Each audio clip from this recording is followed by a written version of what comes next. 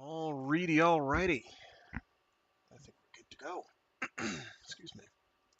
Welcome back to another thrilling installment of Wuxia Wednesdays.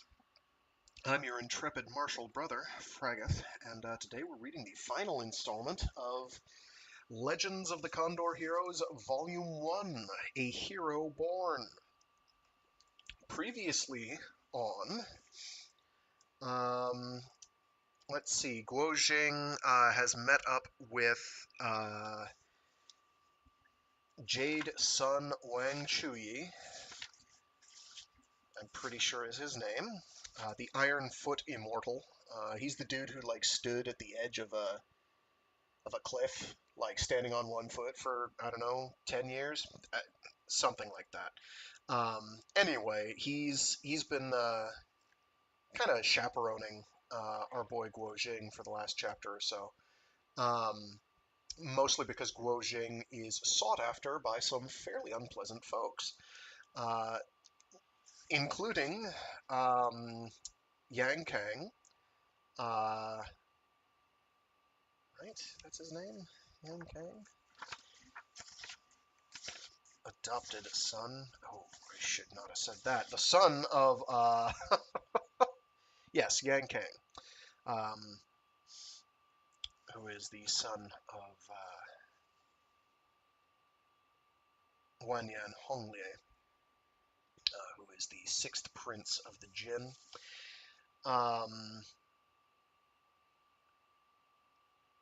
Let's see. Yes, and then they ran into. Oh, what are their names? They're kind of this rogues gallery. You've got Gallant Ouyang, the master of White Camel Mount. You've got the Dragon King Hector Shaw. You had also briefly Browbeater Ho, who is Hector Shaw's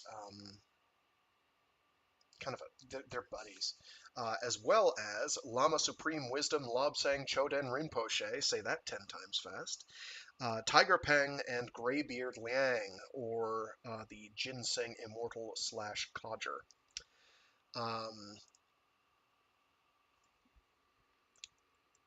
And, they're basically sitting down to have some tea and talk over, hey, Yang Kang, you've definitely been taught by someone in the Taoist Quanzhen sect. Presumably, this was Chu Chuji, but he would, even Chu Chuji, hot-headed and obnoxious as he is, would not approve of anything that you're doing and getting up to. You're not acting honorably. And Yang Kang is like, okay, go blow. Look at my friends. And who are Browbeater Ho, Tiger Peng the Outlaw, Butcher of 1,000 Hands. So ultimately, Wang Chuji is like, oh, what would be a great idea? In order to defuse this, let's kind of distract everyone by doing a little exhibition of some cute little skill or talent you have. And basically all of this, people are doing super serious stuff. They're like, oh yeah, I could bury my head in the snow and stay upside down and not breathe for an hour or something. Or, I can dance around on chopsticks, pointy end first. And Guo Jing is just like, this is awesome. Look at these dudes. They're so cool, even though they're all definitely not decent folks. Or one dude who can throw pumpkin seeds into an arrangement of spelling letters. So acts of dexterity. And then Lama Supreme Wisdom Lobsang Choden Rinpoche from Kokonor basically goes pretty aggro and attacks Wang Chuji. And unfortunately, Lama Supreme Wisdom Lobsang Choden Rinpoche has five-finger blade kung fu, which you don't get unless you've pounded sand literally for years with your fists. except the sand is highly poisoned and venomed or something. I don't know if you've squirted snake juice on it or something, snake venom on it or something, but it's very venomous, and it means that basically anything you touch, even lightly with your hands, inflicts a lethal dose of poison to whoever you just hit, which unfortunately is our boy Wang Chuji. So Guo Jing is like, well, this sucks. And Wang Chuji's like, no big deal, just bring a tub. I'm going to squirt black stuff out of my pores. I'm going to sweat black stuff out for like 3 tub loads of water. And then all I need is some basic antidotes, special herbs and spices to make the ultimate Kentucky Fried Chicken, cure for Five Finger Blade Kung Fu. And so Guo Jing is like, oh, okay. Thank goodness I was really concerned that we were going to have a serious you were going to die situation here. And he's like, oh, no, I just need to rest a bit. I'm doing okay. I can act and function normally, but I can't really exert myself too badly. Um, so Guo Jing goes out, tries to buy the various herbs uh, and antidote medicinals, and they're gone. The entire city. They've all been bought out by, of course, our good non-friend at this point, Yang Kang, and his cohorts. So, in an act of desperation, Guo Jing basically tries to enlist Lotus Huang, um, and because they're a thief. Of course, then it turns out, and this is an amazing revelation to Guo Jing, that Lotus Huang is actually a pretty lady, and he didn't notice this because he doesn't notice things like this. He's dumb. He's so adorably silly. He's innocent, is what he is. And and she's like, "Oh, you got me tasty treats when you went to the other place. You're so nice. You were nice to me when nobody else is. At least not without inducement. You're just nice off rip." And so she's got a thing for him, or at least thinks he's a really nice guy. And he is. He's a swell guy. He's just dumb. He's just really slow in very specific ways. And and she's like, "Can we just hang out on this idyllic pond for like an hour?" And he's like, "Okay." And so they do. And then Guo Jing is like, "I've got to go. I've got to go to another city in order to get these herbs and spices." And she's like, "Or we could go steal them." And he's like, "That doesn't sound honorable." And he's like, "Well, what?" And then she's like, "Well, what they did isn't honorable. So, it evens out." And he's like, "Well, you're a nice lady. It must be fine." So that's basically what they've set off to do. Is they're going to find it. They're going to go into the manse. I think it's a manse or just castle that Yang Kang and his cohort are in.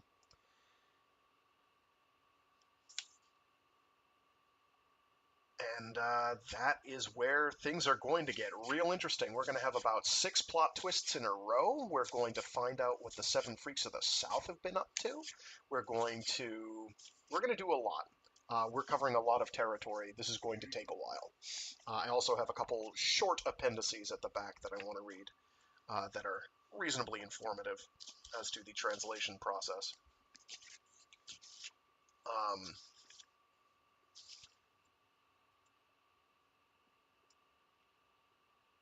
yep, they're not very long, but we do have quite a bit of book to get through first. It's not so much in pages, but gosh golly, we are going to be covering quite a lot of territory. So hang on to your hats or flying guillotines if you wear them on your head, and let's get cracking.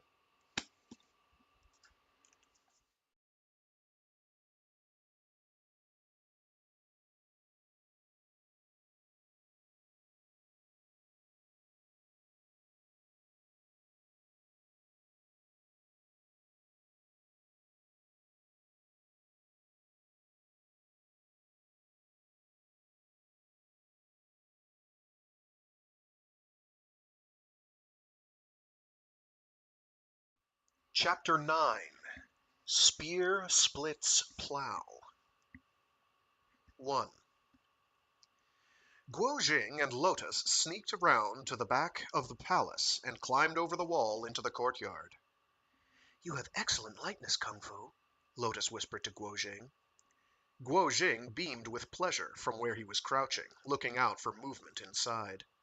Just then they heard footsteps and then laughter. 2 men were walking toward them. What do you think the prince is gonna do with her now that he's got her locked up?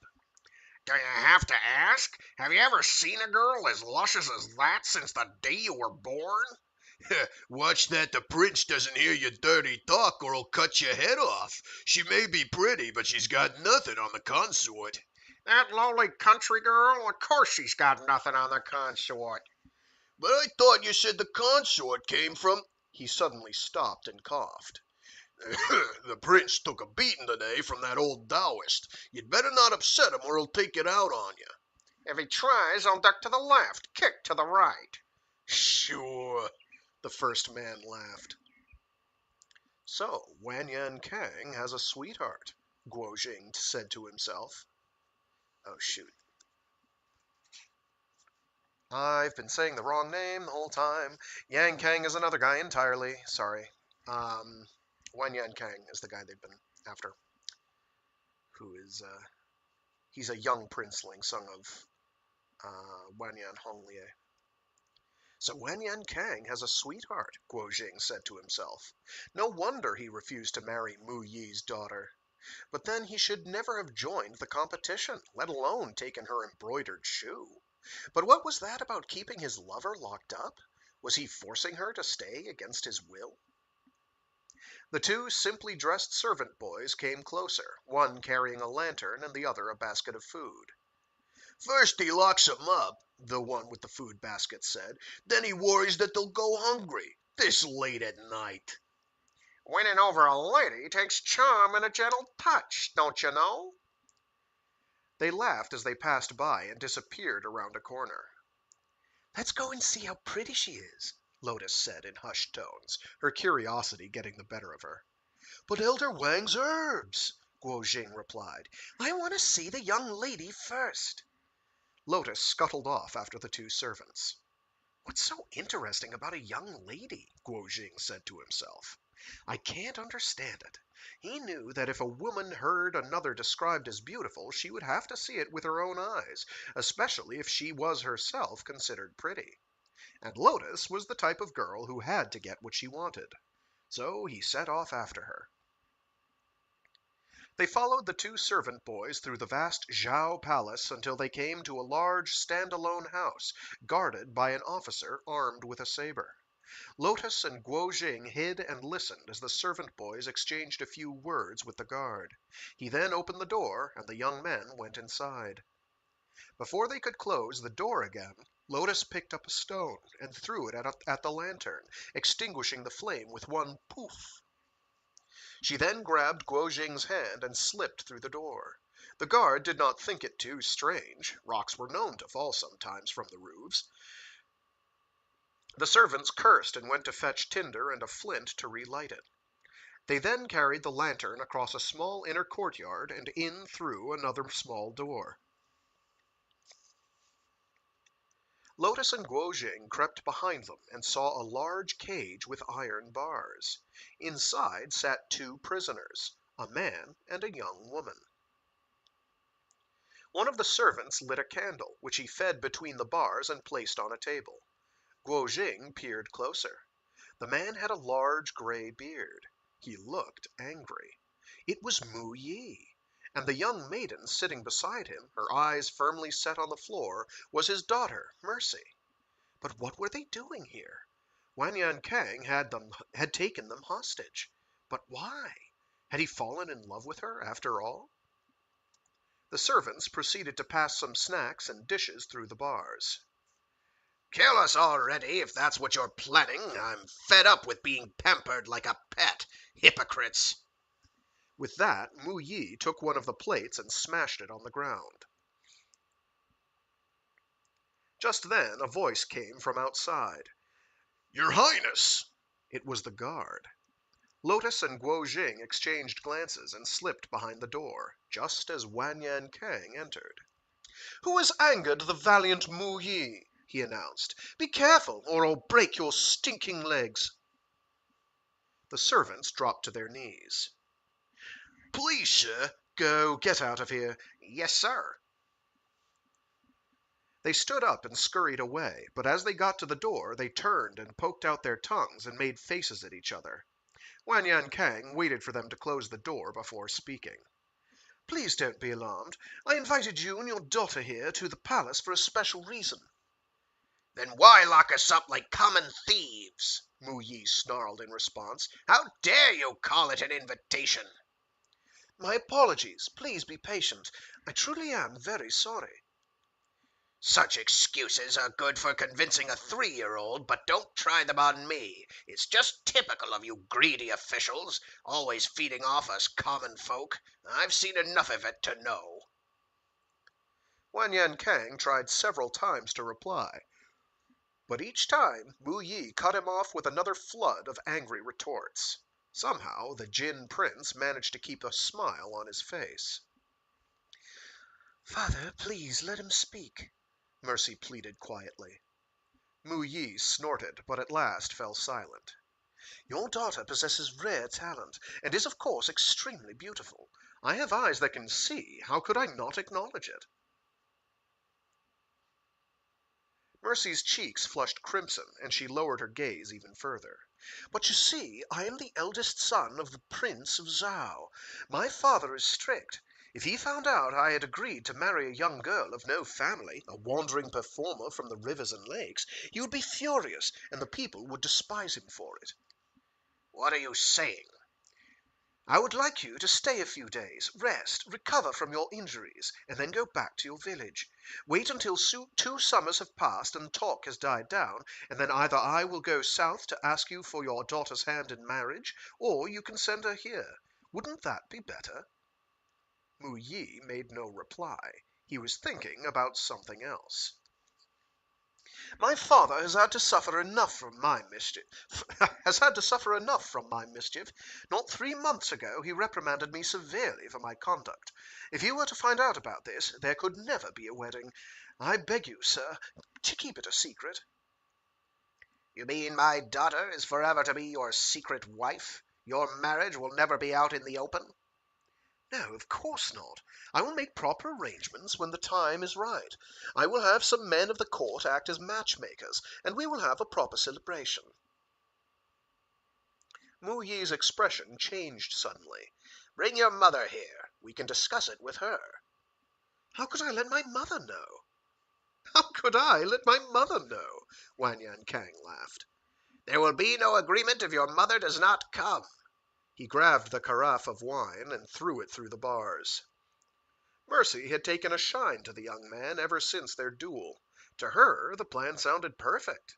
She was both surprised and aggrieved by her father's reaction. Yan Kang flicked aside his sleeve to reveal the wine jug in his hand. He had caught it before it smashed to the ground. "I'm going now," he announced with a smile, turning to leave. Guo Jing, too, thought the plan sounded a good one. Who would have guessed Mu Yi would turn it down in such a rage? "I will try to convince him of his error," Guo Jing said to himself. But just as he was about to stand up and reveal himself, he felt a tug at his sleeve, and he was pulled back down. Outside, more voices. "Did you bring it?" Yan Kang said. Yes, sir. The servant replied. They peeked out through the window. He had in his hand a small rabbit. The prince coughed, then snapped the animal's hind legs before placing it inside his robe and striding away. "How odd!" Guo Jing and Lotus glanced at each other before slipping out again and scurrying after the prince. They circled a bamboo fence and came to a cottage with white walls and black tiles on the roof. It had been built to look exactly like the peasant homes of the south. To Guo Jing, everything in the palace complex was new, so he saw nothing odd in the design, but to Lotus it looked most out of place. They watched as the prince opened the front door and disappeared inside. They crept to the back of the cottage and peered in through the window. What was the prince doing in such an unassuming place? He had to be up to no good. But just then they heard him speak. "Ma!" A woman murmured an indistinct reply. Yang Kang went through to another room. Lotus and Guo Jing shuffled along to the next window. There they spotted a middle-aged woman sitting by a rustic wooden table, her head held in her hands as she stared into space. She could not have been more than 40, and was possessed of such natural beauty that there was no reason to smother it in makeup. She wore the simplest of cotton garments. The consort is many times more beautiful than Mu's daughter, Lotus thought, but why is she dressed like a peasant woman? And why does she live in such a shabby cottage? Did she do something to offend the sixth prince? Guo Jing was thinking the same thing, but put it down to some strange custom he did not understand. Had Lotus not done the same? Pretending to be a beggar boy? It must be a game women here like to play, pretending to be poor. Yan Kang walked up to his mother and touched her on the arm. "Ma, are you feeling unwell again?" The woman sighed. "I worry about you so," she said. Yan Kang leaned in closer and smiled. "But look, your son is here now, and he's all in one piece, isn't he?"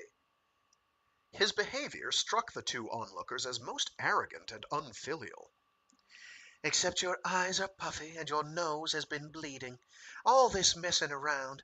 It would be one thing if your father were to find out, but if your Shifu were to hear, you'd be in big trouble.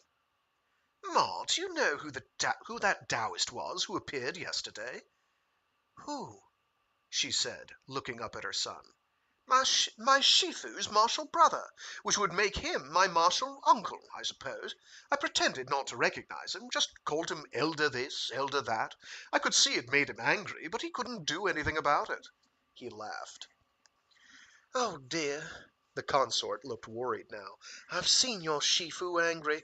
He has killed people before. He is very frightening." "You've seen my Shifu kill? When? Why?" The consort looked up at the light as if gazing far into the past. "It was a long time ago. I can barely remember." But the young prince was too impatient to listen to his mother's story. "The old Taoist, my martial uncle, asked what I was going to do about the young girl today, and I told him I'd do whatever he said as long as he brought her to me." "Have you asked your father's permission?" the consort said, brought back to more urgent concerns than reminiscences of days past. "He said yes." "Ma, you're too naive. I got my men to trick them into coming here. I've got them locked up. That way the old Taoist won't be able to find them." Outside, Guo Jing was fuming. "To think I believed that he had good intentions. The valiant Mu Yi is too wise to fall for such a dirty trick." "How can you mock his daughter like that and lock them up?" His mother, too, was displeased at her son's conduct. "Go back to them and apologize, and give them some silver as recompense." This was a good idea, Guo Jing thought. "Ma, you don't understand. The men of the rivers and lakes don't care for money.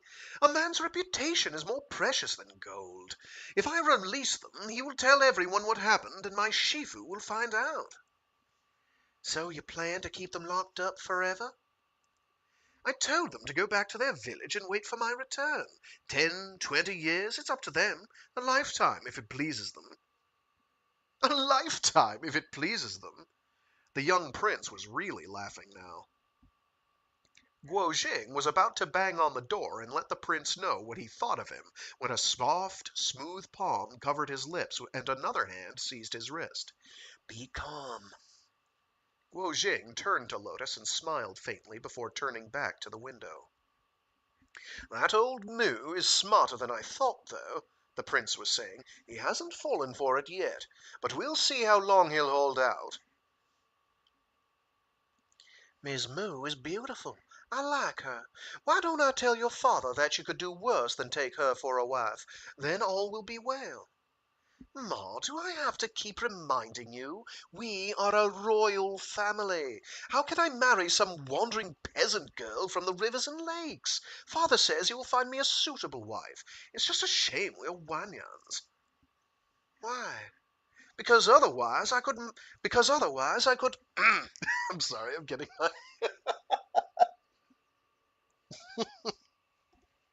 Swapping back and forth is harder than I thought.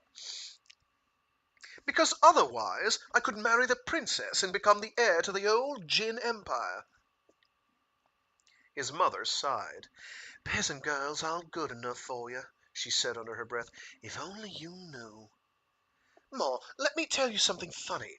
Old Moo says he will only say yes if he gets to meet you. I'm not going to help you cheat and lie. It's not right. Yang Kang walked around the room laughing. I wouldn't have let him see you anyway. You're such a bad liar. You would have given it all away within seconds. Guo Jing and Lotus looked around the room with its simple wooden furniture and farm tools. A rusty spear and a broken plow hung on the wall. In the corner sat a broken spinning wheel. Why did the consort live in a house like this? Yang Kang tapped his chest and the rabbit inside the robes yelped. What's that? Oh, I almost forgot. I came across an injured rabbit just now, so I picked it up. Why don't you look after it? He removed the rabbit from his robes and placed it on the table. Its hind legs were broken, and it could not move. You're such a good boy. She got up and went to a cabinet, from where she fetched some herbs and other medicines to tend to the animal's injuries. This only made Guo Jing even more furious. Hurting an animal on purpose to gain his mother's affection? To distract her? How could someone stoop so low as to trick their own mother like that? Lotus could feel him shaking, and fearing that he might explode, she started pulling at his sleeve. Come, never mind them. Let's go and find the herbs for Elder Wang. Do you know where they keep them? No, she said, shaking her head. We'll have to look around. How could they possibly find the medicine store in such a vast complex? And what if Hector Shaw and the others found out they were back?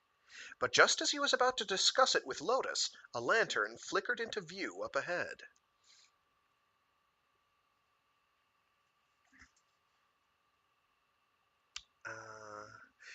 My dear, my love, who is it you hold dear? Why not love me instead? A man was singing as he approached. Guo Jing was going to duck behind a nearby tree when Lotus stood up and rushed toward the stranger. He froze in alarm, and before he could react, she had already raised a pair of glinting émail needles to his throat. Who are you? She demanded. I'm the housekeeper, the man managed to stammer. What are you doing? What am I doing? I'm about to kill you, that's what. The housekeeper? Excellent. The younger prince ordered his people of the household to buy herbs. Where did you put them? The younger prince took them. I don't know. Lotus gripped his arm and twisted, while pressing the tips of the blades deeper into his throat. A sharp pain surged in his neck and wrist, but he was too scared to call out. Are you sure about that? Yes, I really don't know. Lotus removed his cap and stuffed it into his mouth, before twisting harder on his wrist. A loud crack. She had broken a bone in his right shoulder. The housekeeper screamed and fainted, but no one else heard his muffled cry. Guo Jing was stunned by Lotus's vicious actions. He continued to watch as she jabbed the housekeeper twice in the shoulder, and he came to with a groan. Do you want me to do the other one? She said as she put the cap back on his head. Tears gathered in his eyes, and he knelt before her. Miss, I really don't know. Killing me won't change that. She seemed to believe him, albeit grudgingly. Go to the young prince and tell him you broke your shoulder in a fall. Say that the doctor told you to take cinnabar, resina draconis, noto ginseng, bear's gallbladder, and myrrh for the pain, but you can't find any anywhere in the city. Beg him to give you some. The housekeeper nodded. He dared not refuse her. "He's with the consort.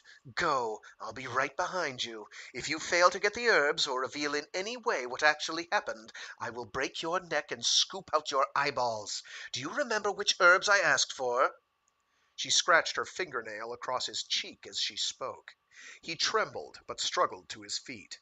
Clenching his jaw against the pain, he stumbled to the consort's house. Yang Kang was still talking to his mother when the housekeeper's sweaty, tear-soaked face appeared in the doorway. Snot bubbled in his nose. He repeated Lotus's list. The consort noticed his arm dangling from the shoulder socket and the scars of pain etched across his face. Before her son could answer, she was urging him to go and fetch the herbs for him. "Old Lang's got them. Go and get it yourself," the prince replied with a frown. "May I beg the prince to write me a note?" The consort placed paper, a brush, and ink before her son, and he scribbled a few characters. The housekeeper bowed in gratitude. "Go, take the medicine as quickly as possible and rest," the consort said. The housekeeper was only a few steps out of the door when he felt the cold blade against his neck again. "I'm coming with you to see old Liang." But the housekeeper could barely stand the pain, and after a few steps he staggered and collapsed. "If you don't get the medicine, I'm going to cut your neck in two," she snarled, grabbing him by the back of the neck and twisting his head. Cold sweat ran from every pore, but somehow the housekeeper found his last reserves of strength, and he pressed on.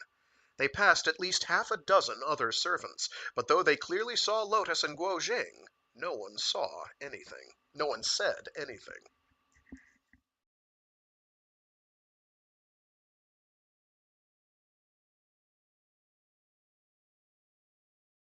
Oh, Frank Misers, thanks for tuning in. Things are going well. 2. They reached old Liang's headquarters, and the housekeeper went to check the door. Locked. He asked a passing servant boy, who replied that the sixth prince was holding a banquet in the hall of perfumed snow. Guo Jing propped up the hobbling housekeeper, and together they made for the hall. Just as they were approaching the entrance, 2 guards with lanterns and sabers called out, "Stop! Who goes there?" The housekeeper passed them the note he had been given by Yang Kang. They stood aside, but just as they were about to stop Guo Jing and Lotus, the housekeeper intervened. "They belong to the household, too." "The prince is hosting some very important guests. He mustn't be disturbed. You can come back tomorrow." The guards felt a numbing sensation in their ribs, and they could not move. Lotus had her fingers on their pressure points. Having dumped the guards in a nearby bush, Lotus took Guo Jing's hand and followed the housekeeper to the door of the hall of perfumed snow. She gave the man a nudge and then flew up onto the large window frame above with Guo Jing. From there they could see what was happening inside. The hall was lit with hundreds of candles, and at its center guests sat around a large wooden table. Guo Jing's heart was thumping. There they were from last night. The master of White Camel Mount, gallant Ouyang, the Dragon King, Hector Shaw, the 3-horned dragon, Browbeater Ho, old Liang, the ginseng codger, the butcher of 1,000 hands, Tiger Peng, and, in the seat of honor, the 6th prince of the Jin, Wanyan Honglie. A large armchair was placed beside the table, piled up with sumptuous cushions, upon which sat the Lama Supreme Wisdom, his eyes barely open and his face puffy and jaundiced. He was clearly in great pain. Serves him right for plotting against Elder Wang, Guo Jing thought with a smile. The housekeeper entered and approached old Liang with a bow. He then passed the note he had received from the young prince. Old Liang read it, glanced at the housekeeper, and then gave the note to the elder prince Wanyan Honglie. "Your Highness, does this look like your son's handwriting?" Yes, do as he requests, Lang. Yes, do as he requests, Lang, the prince replied. Old Liang turned to a servant boy who was standing behind him and said, Go and fetch half a tael of each of the herbs the young prince gave me today, and give them to the housekeeper here. The boy nodded and followed the housekeeper outside. Let's get out of here before they see us, Guo Jing whispered in Lotus's ear. But she just smiled and shook her head. He felt the soft silken strands of her hair brush against his cheek, and the tickle throbbed through his whole body. Instead of arguing with her, he made to jump down from the sill, but she grabbed his hand and leaped up, hooking her feet in the eaves. She then placed him down on the ground softly. If I'd just jumped, they would have heard me thudding against the ground, Guo Jing realized.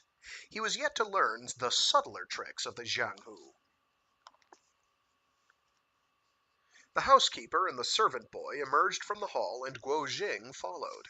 After 50 feet or so, he turned back and saw Lotus perform a roll-down-the-bead curtain somersault from the eaves.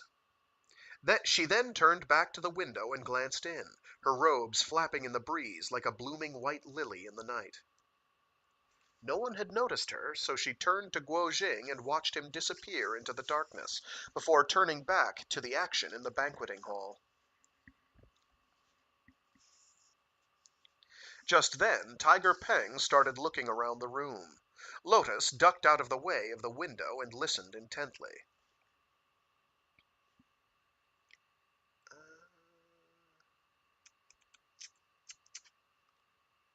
I don't remember who's who here exactly.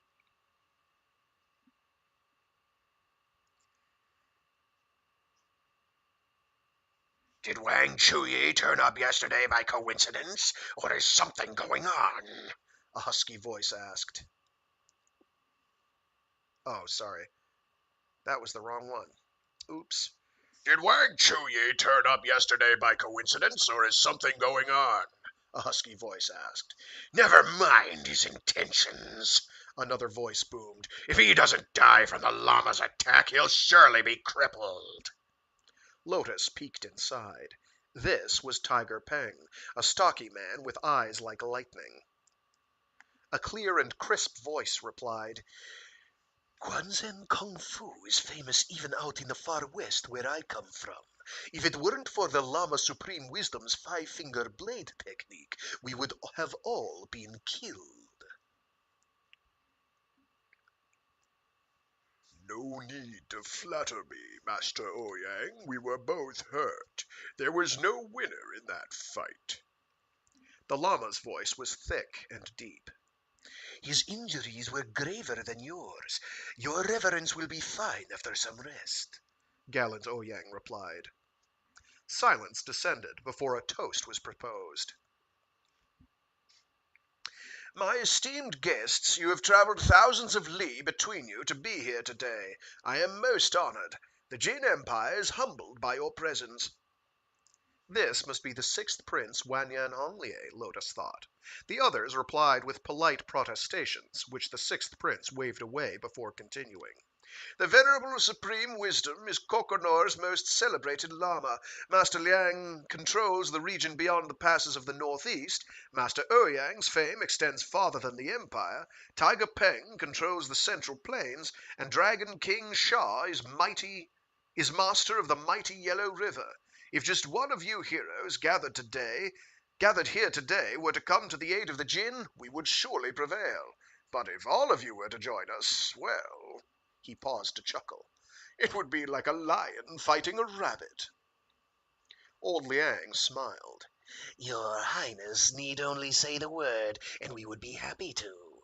But my kung fu is nothing to boast about, so I am perhaps not fit to bear such a heavy responsibility as aiding the great Jin Empire. But my kung fu is nothing to boast about, so I am perhaps not fit to bear such a heavy responsibility as aiding the great Jin Empire represents. Tiger Peng added some similar comments of his own. These men were all used to being the chieftains of their own domains, and in reality they spoke with as much arrogance as the prince. Wanyan Honglie made another toast. And now it comes to me to explain why I invited you all here. The matter in hand is too important for me not to address directly. All I ask is that, once we have spoken of it here, you do not share what I have said with anyone outside this hall. I don't want our enemies to have time to prepare, but I trust that you all have the Jin's best interests at heart. This had the men's attention. Fear not, your highness, they all reassured the prince. We will not speak of it. They were to be entrusted with a most important and difficult task, that much was evident. He had sent them gold, silver, and other treasures before their arrival, and he was at last going to reveal the reason for the special attention. Anticipation filled the room.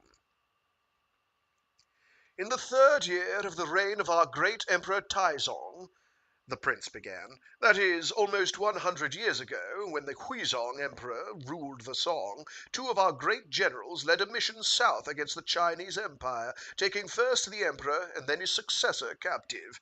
It was a victory without parallel in the history of our people. The men cheered. Shameless, Lotus fumed. Apart from the Lama and Master Ouyang, they were all Chinese, born and bred. How could they applaud the capture of 2 Song emperors, especially after the Jin had betrayed an alliance agreed to only 4 years before? The Jin army in those days was strong and disciplined. We should have been able to take the entire Chinese empire. But now, almost 100 years later, the Song still holds court in Linan. Do you know why this is? Please, let your highness explain, old Liang said. Wanyan Honglie sighed. The following year we were defeated by General Yue Fei. Of this everyone is aware. I need not repeat it. Our great commander Wu was a most brilliant strategist, but in all his days he never once defeated Yue Fei. And though we brought Chancellor Qin Hui onto our side, and he helped us kill General Yue, our momentum had been stalled, and we did not continue our attack south. But this is where my ambition comes in. I want to make a great contribution to my people, to take my place in history. But you see, it is a mighty task, and I cannot do it on my own. That is why I need the help of you heroes gathered here today. The guests exchanged glances, unsure what the prince meant. Charging enemy lines, laying siege to cities, that was all very well. But was he asking them to kill the Southern Song's great commander? Wanyan Honglie smiled, pride written across his face. He continued, with a slight quiver in his voice. A few months ago I happened upon some poems in the palace. In fact, they came from the brush of General Yue himself. But the phrasing was most strange. It took me days to decipher their meaning. Yue Fei was in prison when he wrote them, with no hope of escape. People are not exaggerating when they call him China's greatest patriot. He was in fact recording a campaign strategy, the sum of his many years of learning and practice, in the hope that it could be sent out of the palace without our knowledge. But Qin Hui had anticipated that Yue Fei might attempt to communicate with the outside world. He selected the guards watching over the general for their unwavering loyalty, so that no such letters would get out. Had Yue Fei's instructions got out, there would have been no stopping such a rebellion against Qin Hui's corrupted court. Yet, ever the patriot, Yue Fei was reluctant to move against a Chinese emperor, even if the heart of the court was working on our behalf. What Qin Hui did not realize, however, was that Yue Fei was concerned more with saving the rivers and mountains of his homeland than himself. Fortunately, the poems never left the palace, even after his execution. Everyone was so enthralled by the story, they forgot to drink their wine. Lotus was just as riveted from where she was listening outside the window. He wrote 4 poems, to be exact, the prince continued, to the tunes The Bodhisattva of the Barbarian South, The Ugly Slave Boy, All Hail the Emperor, and The Heavens Are Joyful. But they are incomplete and do not follow the proper rules of prosody. Sentences are jumbled to the point of nonsense. Even Qin Hui, famed for his learning and intellect, could not make them out. So he sent them to the Jin, which is how they ended up here in the palace. Everyone assumed they were nothing but the ravings of an angry and frustrated man. Nobody realized the secret hidden within the lines. But after rereading them many times, I realized that if you take every third character and then read them in reverse, the message is revealed. He was setting down a plan for a renewed offensive against our Jin army, but no one ever got to read it. The guests were astonished that the prince should be the one to decode Yue Fei's writing.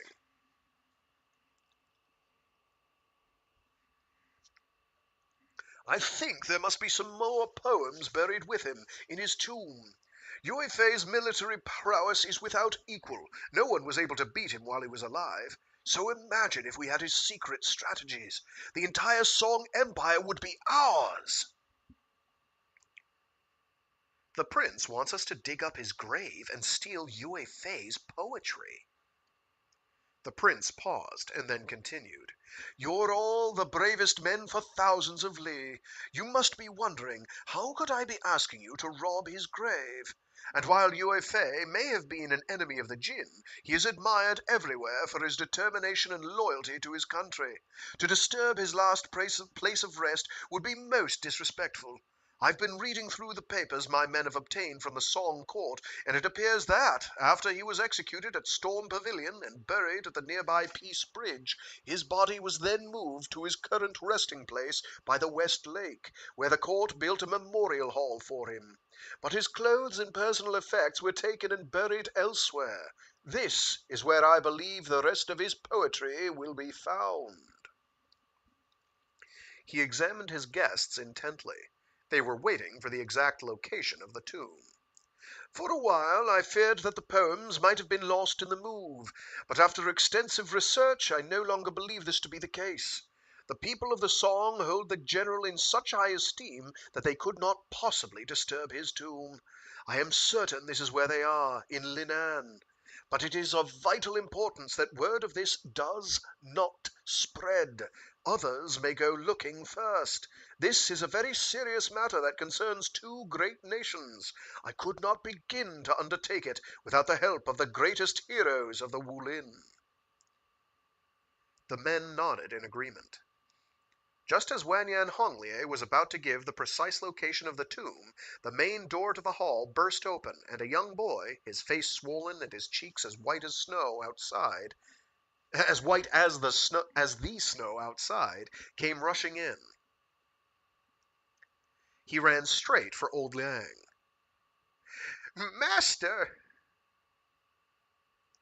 Everyone recognized the servant that old Liang had sent to fetch the medicine.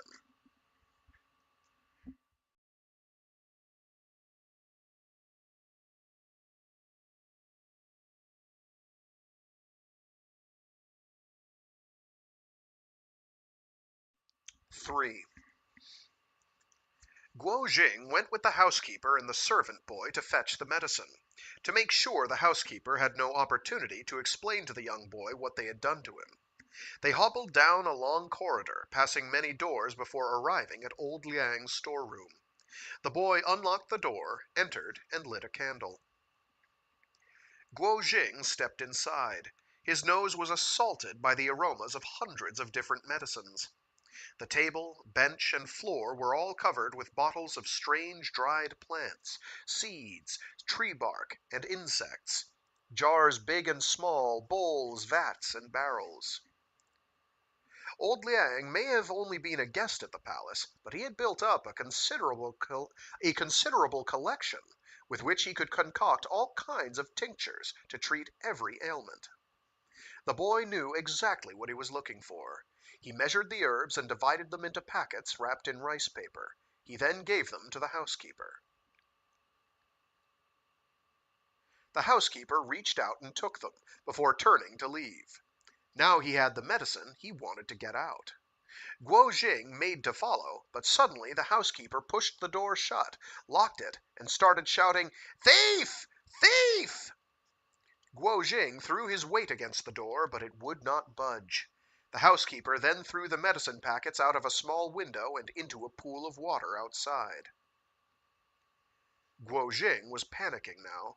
He placed both palms against the door and, using his internal energy, pressed against it. The bolt cracked and the door flung open. Guo Jing rushed out and jabbed at the housekeeper's jaw, splitting it.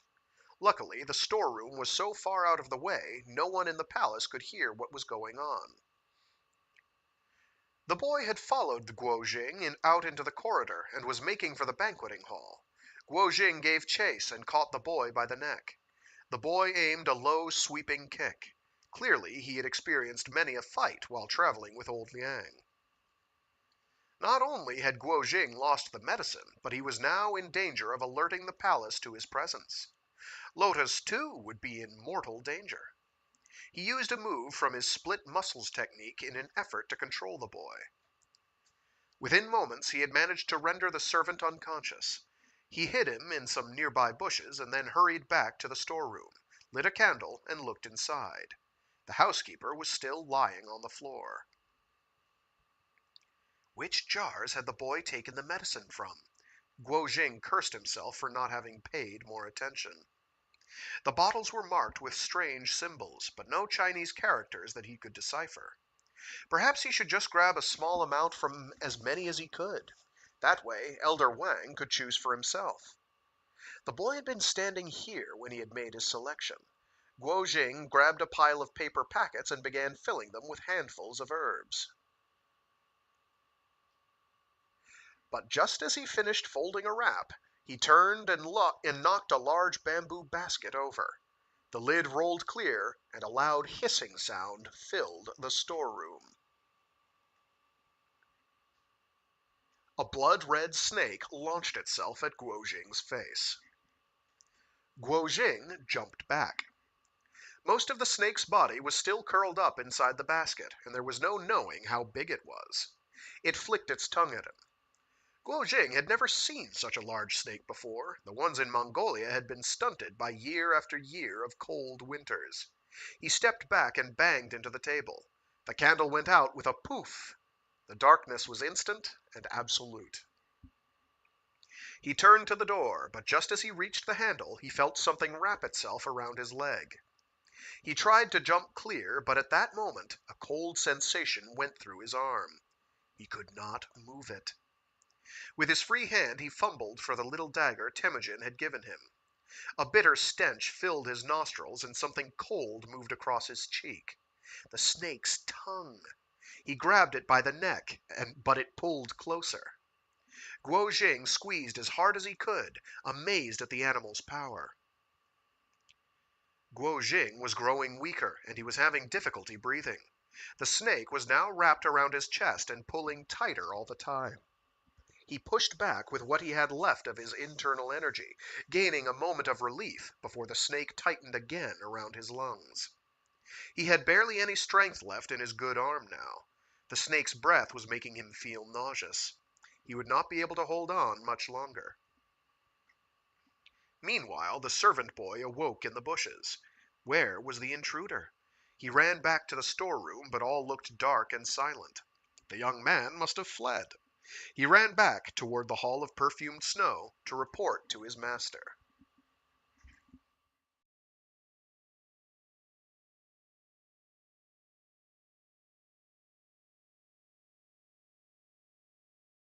Oh, thanks for tuning in, Optical Antenna. Part 4. Lotus listened in shock as the boy related what had just happened. She dropped back to the ground silently in a goose lands on the sandy bank.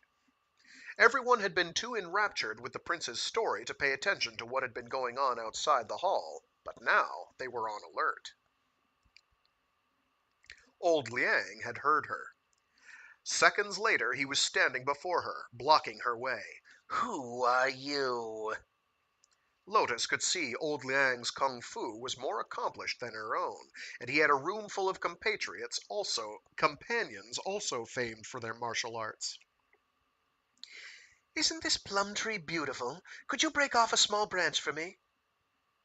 Old Liang had not expected to be confronted by such a pretty young girl. Her smile was radiant, like a string of pearls. He reasoned that she must be a lady of the palace, perhaps even the prince's young betrothed. and so he did as she requested. "Thank you, sir," Lotus replied with a shy smile. The others were already standing at the entrance to the banqueting hall, watching the exchange. Your Highness, is she a lady of the palace? Tiger Peng asked the prince. "No, indeed," Wanyan Honglie replied. But she must have heard the prince's story just now. Tiger Peng rushed forward. Wait, young lady, please let me break off a branch for you too. He reached out, but made a grab for her wrist instead. Then he formed a claw and lunged at her throat. Lotus had intended not to reveal her kung fu skills, but Tiger Peng had already seen through the pretense. She had no time to duck the move, and instead blocked him with her right hand, which she shaped like a flower in bloom, her thumb and index finger touching, and the remaining fingers splayed. It was a beautiful move. Tiger Peng's elbow went numb, followed by his whole arm. But he had barely felt any contact. How did this pretty young girl know about such an obscure pressure point? And how was she able to hit it so quickly and precisely? He had never, in all his years in the Wulin, seen anything like this orchid touch kung fu, a technique that emphasized speed, accuracy, surprise, and clarity. It was this last aspect, clarity, which really distinguished the accomplished practitioner, as it principally required a stillness of the heart, graceful movement, born of an unhurried mind. Too urgent, too brutal, and the move would be clumsy and unbefitting of orchid touch style. Clarity. That was the hardest part to master. Everyone had noticed it, and all were watching in amazement. Young lady, may I ask your name? Tiger Peng said. Who is your Shifu? "This plum blossom is most beautiful. I'm going to put it in some water," came her reply. This made the men even more suspicious. Didn't you hear Brother Peng's question? Browbeater Ho snarled. "What question?" she replied with a smile. That smile, that laugh. She was the dirty little beggar boy that had so tormented Browbeater Ho the day before, Tiger Peng realized. Old Ho, don't you see who this is? This startled Browbeater Ho, and he looked her up and down. You played hide and seek together for most of yesterday. Have you forgotten? Browbeater Ho looked even more shocked. It's you, you stinky little rascal! He charged forward, but Lotus dodged his clumsy hands, and all he managed to grab was a fistful of air. At that moment, Dragon King Hector Shaw rushed at her, seized her wrist, and snarled. Where do you think you're going? Lotus scratched at his eyes with her free hand, but Hector Shaw caught the move in time. "Shameless brute!" she spat in his face. Shameless? Who are you calling shameless? "Bullying a child, a young girl." This hit right at Hector Shaw's sense of pride. It did seem like an uneven fight for someone of his reputation. He relaxed his grip somewhat. Let's go inside and talk instead. Lotus realized she had no choice and followed them inside.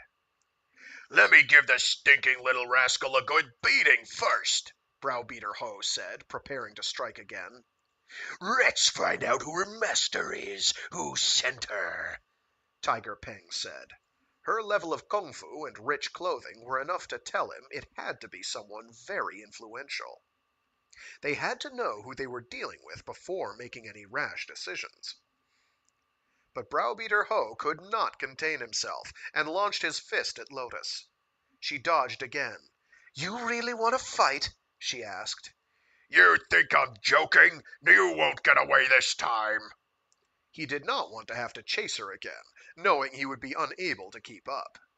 "Fine, let's fight to see who has the better skills." She picked up a bowl filled with wine and placed it on her head, then took two more, one for each hand. "Want to try?" What is this nonsense? Lotus turned to the others and smiled. "This old uncle with the horns and I have no long-standing grudge to speak of. Surely it would cause the rest of you gentlemen great offense were I to beat him in a fight." Beat me? Browbeater stepped forward in anger. How dare you? And these are not horns, they're cysts. See? Lotus ignored him and continued to address the other men. "We each take 3 bowls of wine, and whoever spills the first drop loses. How does that sound?" Old Liang, Tiger Peng, and Hector Shaw were all much better fighters than her, she knew that, but this old man with the horns on his head was slow. She only needed to rely on her lightness kung fu and her wits, and she was confident she could humiliate him.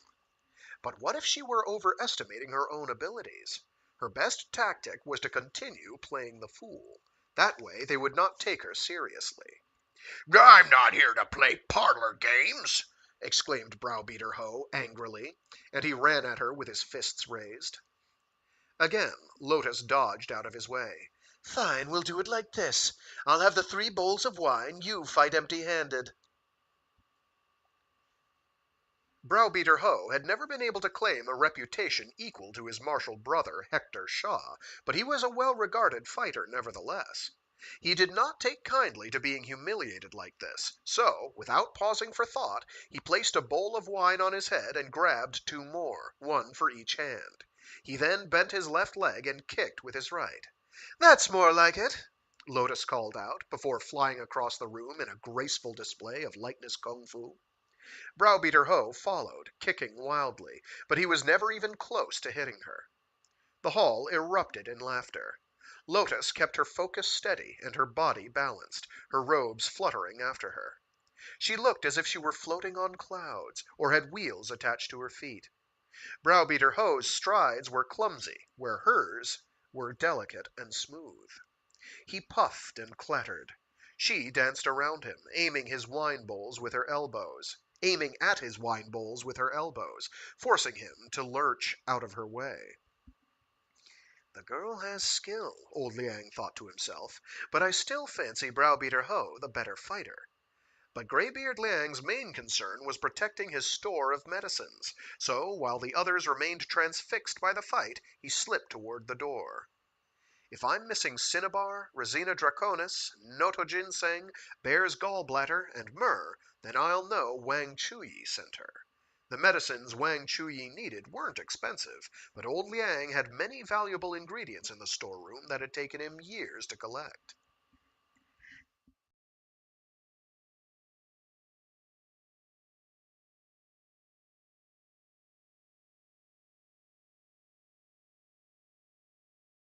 Part 5. The snake was pressing tighter around Guo Jing's chest, and he was about to faint. The strange smell attacked his nostrils again. The snake was getting closer to his face. If it were to bite him, would he survive? He could feel its body brushing up close to his mouth, nose, and brow. He strained to reach for the snake's neck, and using the last of his strength, he bit into its taut flesh just below its head. The snake hissed and writhed in pain, pulling tighter around him. Guo Jing kept biting until he felt a burst of bitter blood flood his mouth. It tasted disgusting. Was it poisonous? But he did not want to let go either, in case the snake got free and attacked him again. If he could make it lose enough blood, it just might loosen its grip. He kept clamping his teeth down harder until he found it easier to breathe. A few spasms, and the snake dropped to the floor. Dead. Guo Jing was exhausted. His body ached. He grabbed hold of the table, but his feet were too numb for him to make his escape just yet. He took a moment to rest like this while a warm sensation flowed through him. He was a piece of meat roasting by the fire. He began to panic. To his surprise, he found movement returning to his arms and legs, but his body temperature did not seem to be going down. He placed the back of his hand against his cheek. Scalding hot. He felt for the herbs tucked inside his robes. "I've got the medicine. I can still save Elder Wang," he said to himself. "But Mu Yi and his daughter need my help first. Who knows what the prince will do with them?" He stumbled out of the storeroom and looked around him. He then hobbled in the direction of the cage where father and daughter were being held captive.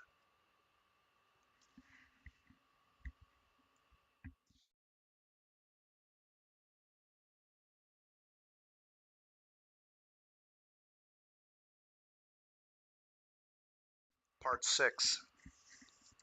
Just as before, there were guards keeping watch over Mu Yi and his daughter Mercy. Guo Jing waited, but could sense no opportunity presenting itself as it had last time.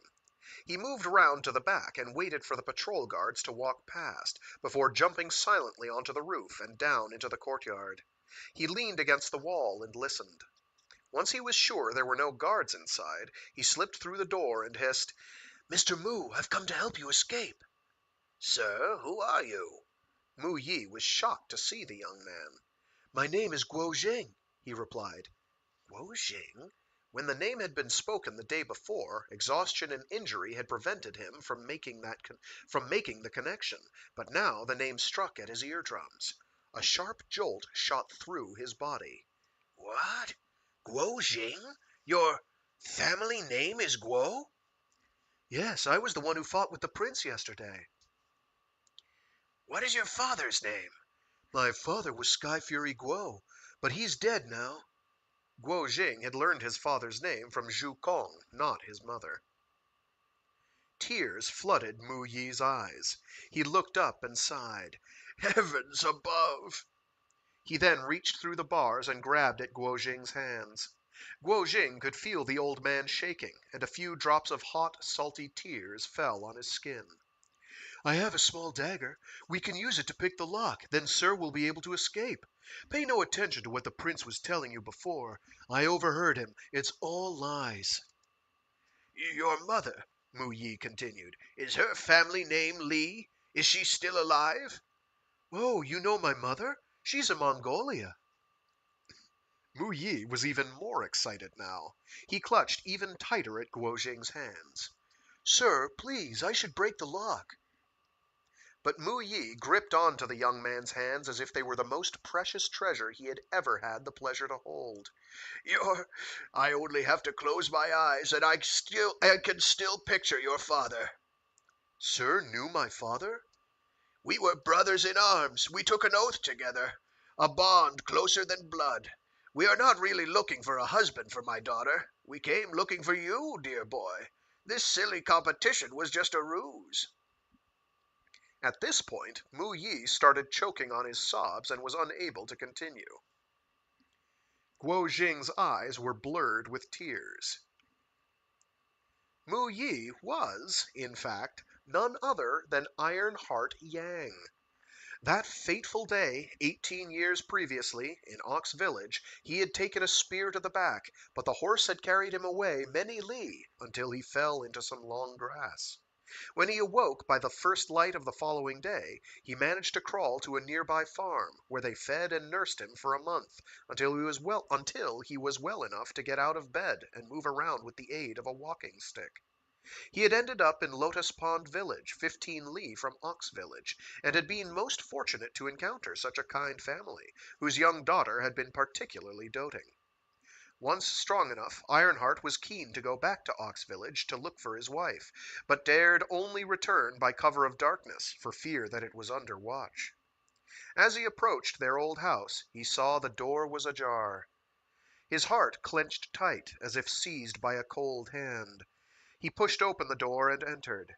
He saw, laid out on the bed, the clothes his wife Charity had been sewing for him the night Justice Duan's men had arrived.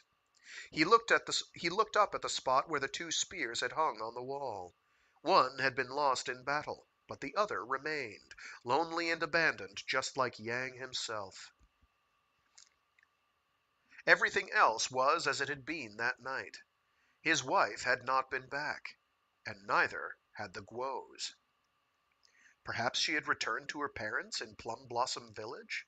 On his way, he passed Kusan's inn, but it was locked, with no one in sight. He arrived at his parents-in-law, only to discover Charity's mother alone with Kusan's daughter. They had heard nothing from Charity, and her father had died from the shock. with Kusan also missing. Charity's mother had taken the young girl in. In despair, Ironheart turned back to the family that had been looking after him in Lotus Pond Village. But misfortune never strikes just once, and by the time he had returned, an epidemic of the plague had broken out. Within days it had taken 3 members of the family, leaving only the little girl. Yang decided he would raise her as his own daughter. Wherever he went, so did she, following him on his searches for Sky Fury's wife and his beloved Charity. But one had ended up on the steppes, and the other was lost somewhere in the north, and despite years of searching, he had been unable to locate either. Until now. In all these years, Ironheart had dared not use his real name, adopting instead the name Mu Yi, whose meaning in Chinese was change, an oblique reference to his previous identity. For more than 10 years, father and adopted daughter had traveled around the rivers and lakes of the south, during which time Mercy Mu had blossomed into the young woman and capable fighter she was today. He had come to accept that his wife had probably not survived, but still hoped that the heavens had been good enough to bestow their mercy on the Guo family at least. It had always been his dearest wish that their little competition would uncover his sworn brother's son, and that he might be able to join the families in marriage, finally fulfilling the promise he had made Sky Fury Guo that day as they drank by the fire. But over the years, many men had taken up the challenge, and Mu Yi's hopes had begun to fade. He had had no indication that Lily had survived, let alone borne a son all those years ago. He would have been content with any decent man of the Wulin, so long as they had searched in vain. So long had they searched in vain. And yet the young fighter who had come to his daughter's rescue the day before was just the man he had been looking for all these years. It was almost too much for the man to take in. It is an awfully convenient plot point. It is a bit much, but it's adorable. Mercy, meanwhile, had been listening impatiently. Guo Jing had come to rescue them, she wanted to remind her father. There would be time later to talk. And yet, it struck her suddenly, if they were to leave now, she would never see the prince again. She shrank back and decided not to interrupt. Guo Jing was all too aware that time was precious, and he must act now if he was going to get them out of the palace alive. He reached back inside the bars and was about to strike at the lock with his dagger. Just at that moment, a light flickered beneath the crack in the door, and he heard the sound of footsteps approaching. Guo Jing slipped back behind the door just as it was thrown open. He watched what was happening through a small crack in the wood. The first to enter was a guard carrying a lantern, followed by Yang Kang's mother, the consort. Are these the prisoners my son took into custody yesterday?" she asked the guard. Yes, ma'am, He answered. Release them at once. The guard hesitated, but the consort continued. If my son asks, you may tell him that I gave the order. Now. The guard slid the key into the lock and let the prisoners free. The consort approached Ironheart Yang with 2 silver ingots.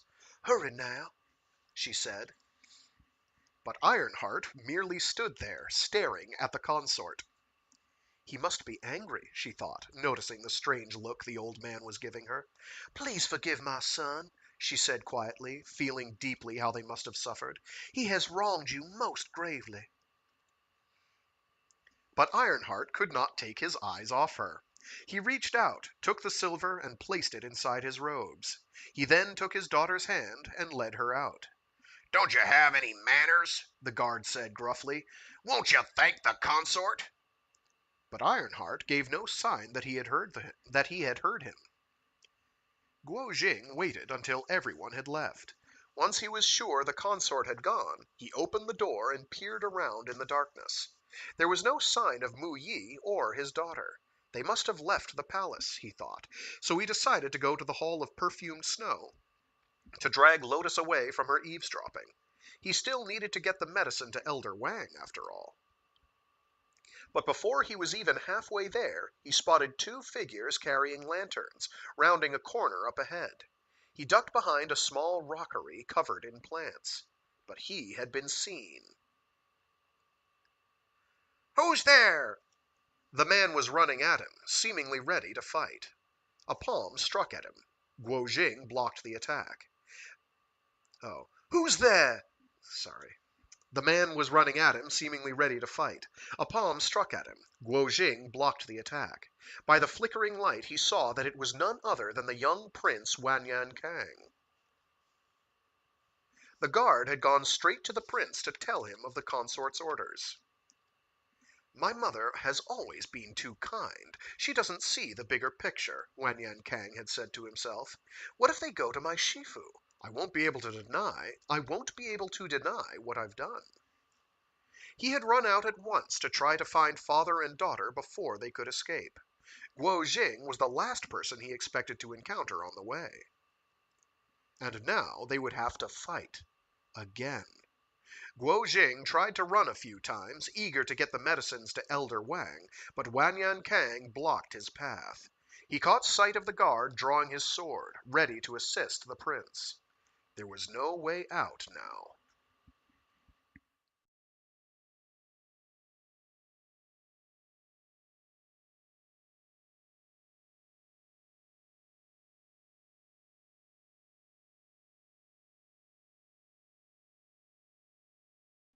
Part 7.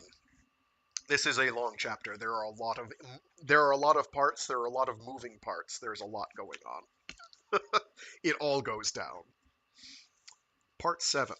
Just as Browbeater Ho thought he had the young girl, a cry went up from the onlookers. Lotus jumped up and threw the 3 bowls of wine straight up above her. She then launched 2 fists at him in a move known in the Wulin as 8 steps to catch the toad.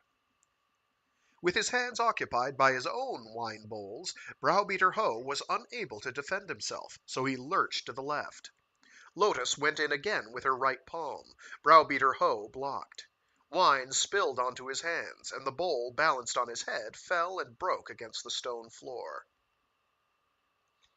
Lotus leaped and caught 2 of her bowls. The third landed on her head as if cushioned by a cloud. She had not spilled a single drop.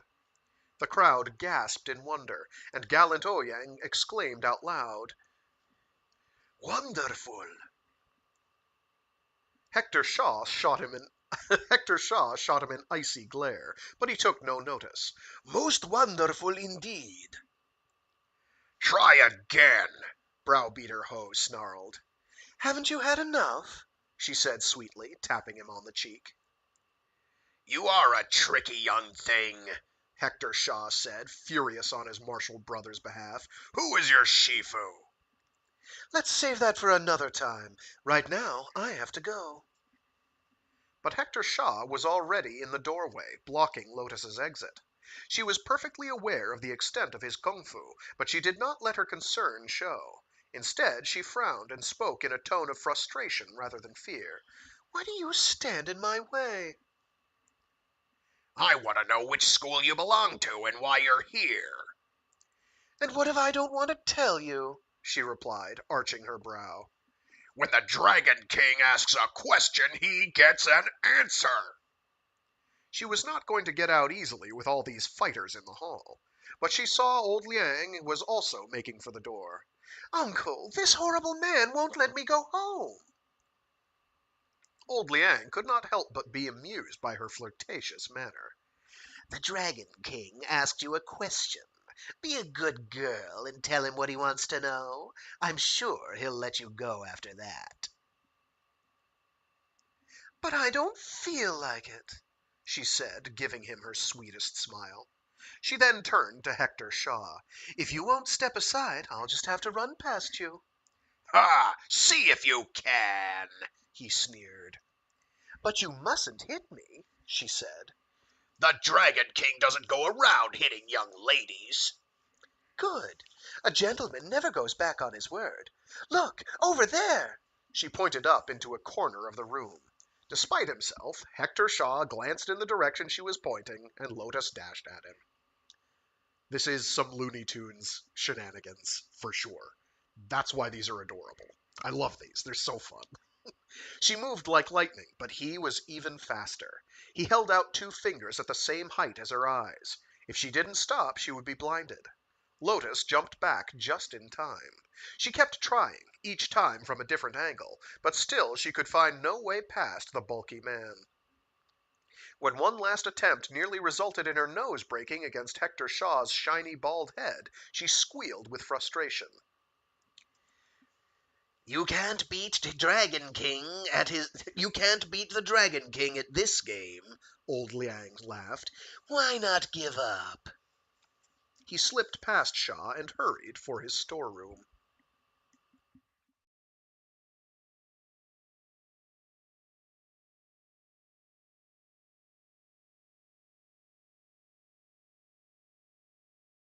Part 8. The smell of fresh blood assailed his nostrils. All was not well. He raised his torch. There on the ground was his red snake, its body already shriveled. Its blood had been sucked dry. Everywhere medicine jars had been knocked over and opened. More than 10 years of collecting, now in ruins. And his precious snake. He could not help the tears from gathering in his eyes. Graybeard Liang had started out as a hermit in the mountain of eternal snow, until one day an injured old traveler came by. When the hermit realized the man was carrying a manual full of secrets of the martial world, he decided to kill him. There, in the man's bag, he also found a dozen or so assorted herbs and medicinal potions. From that day forward, old Liang devoted himself to studying the book and its many prescriptions, the most potent of which required the venom of a specific species of deadly snake. He had searched deep in the mountains and forests to find just one specimen, which he then raised on a strict diet of marten flesh and medicinal remedies such as cinnabar, ginseng, and deer antler. Gradually, over many years, the snake began to turn from grayish black to scarlet red. It had been only a few days away from completing its final transformation when old Liang was called to the Jin capital by the elder prince Wanyan Honglie. Once the snake was ready, he would only need to drink its blood to become immortal and one of the most powerful fighters in the Wulin. But now it lay dead on the stone floor, all his hard work lost for good. The thought that someone else might have drunk the blood and gained the benefit of all those years of careful nurturing was almost too much for him to bear. He managed to regain his composure and studied the scene before him. The spots of blood had yet to congeal. The thief must have just left. He ran out and found a nearby tree from where he could get a better view. That's when he saw the prince and Guo Jing fighting. By the time he had drawn close, he could smell the stench of the snake's blood on Guo Jing's clothes. He burned with fury.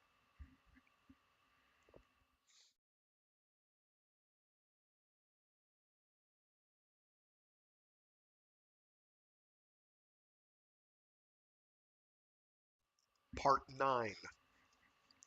Guo Jing had started this fight at a disadvantage, and now he was distracted by a fiery sensation in his stomach, as if his blood had become a pot of boiling water. His mouth was dry, his skin was itchy, and felt like it was going to split open. I'm dying, he thought. The snake poison is taking hold. Yang Kang continued to beat and punch at his back, but he could no longer feel it. Old Liang was sure the young man did not know to drink the blood himself. It was a most guarded secret in the Wulin. Someone must have sent him to collect it on their behalf. And he was almost certain it was Wang Chuyi. You little thief! He snarled from the fringes of the fight. Who sent you to steal my precious snake? Guo Jing looked up and saw Graybeard Liang. So the snake was yours? It attacked and poisoned me. He ran at the old man with his fists at the ready. Guns up! Old Liang could smell the herbs on the boy's body. A thought struck him. If he killed the boy and drank his blood, perhaps he could still gain the effects of the potion? Perhaps they might even be enhanced? Buoyed by this thought, old Liang fought back, and within seconds he had Guo Jing in a powerful lock and pinned to the ground. Now he would at last harvest the fruits of his labors.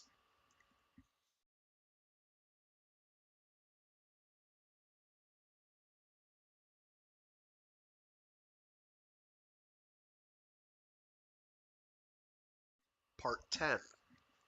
Lotus was trapped. What if Hector Shaw decided to stop toying with her? She needed a new tactic. "If I get past you," she said to Shaw, "and through the door, do you promise not to come after me?" Then I will admit defeat, yes," he replied. "But my father only taught me how to enter, not how to leave." She sighed. "How to enter, but not to leave? What good is that?" Hector Shaw said, unsure what she meant. "Your shape-changing kung fu is good, but not as good as my father's. Not even close. At least 100,000 li behind, in fact." "Stop talking nonsense, you silly little girl. Who is your father?" "If I told you that, it would scare you senseless. So I won't.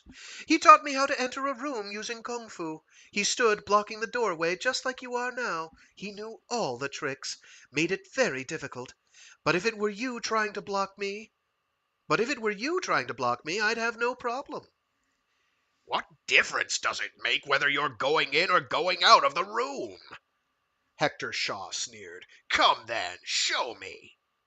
He moved aside so that she might demonstrate these great skills of entering. "Ha!" Lotus cried out as she ran outside, then turned to face them. "Tricked you! Now I'm through, you must admit defeat. You said so yourself. I got out, didn't I? You are an honorable man, Dragon King. I'm sure you will keep your word. And so, good-bye to you, sir." He scratched his head. She was right. He could not go back on his promise. His cheeks flushed red. There was nothing he could do. But Tiger Peng was not about to let her get away so easily. He raised both arms and threw 2 copper coins, which flew just over her head. Lotus watched as they passed her, but just as she was wondering how a master of the martial arts could be so hopelessly inaccurate, she heard a pang as they hit the marble pillar out in the corridor and came bouncing right toward the back of her head. As she could not block them, she leaped forward. Tiger Peng threw a dozen more, each one forcing her forward a little more, until she found herself standing back in the banqueting hall. This had been exactly Tiger Peng's intention, and the others howled in delight. "Come back to join us?" He laughed. But what exactly is honorable about using weapons to bully an unarmed young girl?" "Bully you? I never laid a finger on you." "Then let me go." "First tell us who your Shifu is." "I taught myself while still in my mother's womb." "In that case I will find another way," Tiger Peng retorted, and launched himself at her shoulder. Lotus neither dodged nor attempted to block the attack. He could not possibly be as dishonorable as to hit a girl who had no wish to fight. He noticed her reluctance to engage and pulled back at the last moment. "Come on, silly little girl. I bet I can determine your Shifu within 10 moves." "And what if you can't tell after 10 moves?" "Then you may leave here in peace." And without waiting for her response, he launched into a triple chain penetration. Lotus turned and touched her first finger and thumb as she had done before, creating a fork with the remaining 3 fingers, in a move known as Trident Searches the Sea by Night. "Brother, that's one of ours," Browbeater Ho called out. "Nonsense," Hector Shaw said, reasoning that she must have observed Browbeater Ho performing the move in one of their earlier encounters. Tiger Peng laughed and swirled round to attack again. This time Lotus turned left and suddenly jumped to the side without so much as bending a knee or taking a step. A shape-changing move, Browbeater Ho called out again. Did you teach her that, brother? Hold your tongue. Stop talking such hogwash. But Hector Shaw was secretly impressed that she could execute these skills after only observing them once. Perfect they weren't, but good enough to avoid Tiger Peng's attacks. Lotus followed up with moves from Shen's Spirit Cleaver Blade technique and Ma's Soul Snatcher Whip. Brother, she has studied with the demon Say. Browbeater Ho caught sight of Hector Shaw's furious expression just in time to stop himself from blurting out any more. Tiger Peng was growing more and more furious. I've been gentle so far, he thought, but she is a crafty little witch. I must use fiercer skills on her if I'm going to get her to reveal the identity of her Shifu. It was common for fighters of the Wulin to adopt and experiment with certain moves from rival styles, but when it came to life and death moments, they always reverted to the repertoire they had first learned and were most comfortable with. His fifth move came like a hurricane. The others were concerned for the girl. She may have been crafty, irritating even, but they bore her no real grudge. They could not say they wanted such a pretty young girl to actually come to harm. Except for Browbeater Ho, of course, who felt the sooner the little vixen was dead, the better. Lotus defended herself with some of Yang Kang's Quanzhen Kung Fu to force back the attack, and then a bit of Guo Jing's Southern Mountain Fist style. She had learned them only the previous day while watching the prince and Guo Jing fight in the marketplace. Her seventh move was Tiger Peng's triple chain penetration, which she had seen for only the first time at the start of this very fight. The fighting was growing more furious and more dangerous, however, and she would most probably struggle to hold him off using her own kung fu, let alone with borrowed moves she had only seen and never tried. She was taking a risk, based on the assumption that he would not actually try to kill her. Clever girl, using Outlaw Peng's moves against him. Oh wait, careful, go left! Gallant Ouyang found he was now giving her advice. Tiger Peng's style was to mix feigned and real moves, switching between the two at great speed. His eighth was just such a false strike to the left as he lunged to the right. Lotus had expected him to do just the opposite, and come in on his left side despite faking a right. She had meant to dodge to her left, Tiger Peng's right, but after Gallant Ouyang's cry, she dipped low and sailed right. It was a most elegant move, everyone could see that. Tiger Peng was furious. Who was this Gallant Ouyang to interfere? And who said he wouldn't kill her? He wasn't known as the Butcher of 1,000 Hands for nothing, after all. He had a terrible cruel streak when he was angry, and with only 2 moves left and still none the wiser as to the identity of her Shifu, his scruples were fast dissolving. He moved into and opened the window to gaze at the moon, his left hand yin, his right hand yang, and with all his strength pushed both out at once. Lotus knew she was in grave danger. She stepped back as his fists came at her face. All she could do was duck, bend both her arms, and strike at his chest with the points of her elbows. Tiger Peng had expected her to try to block him, and was going to follow with his 10th move. He was halfway through a falling star when she made her surprise attack, so all he could do was gather his internal energy to stop himself from falling over from the momentum of his own forward thrust. But it was like pulling on the reins of a horse at the edge of a cliff. You must have studied kung fu under a twice foul dark wind, he cried out as a shiver shot through him and into his voice. Lotus jumped back several feet. Fear grasped the room.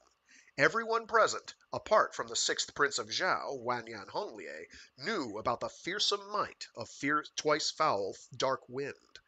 Even Tiger Peng, who had killed hundreds without the merest pang of remorse, was scared to touch her now.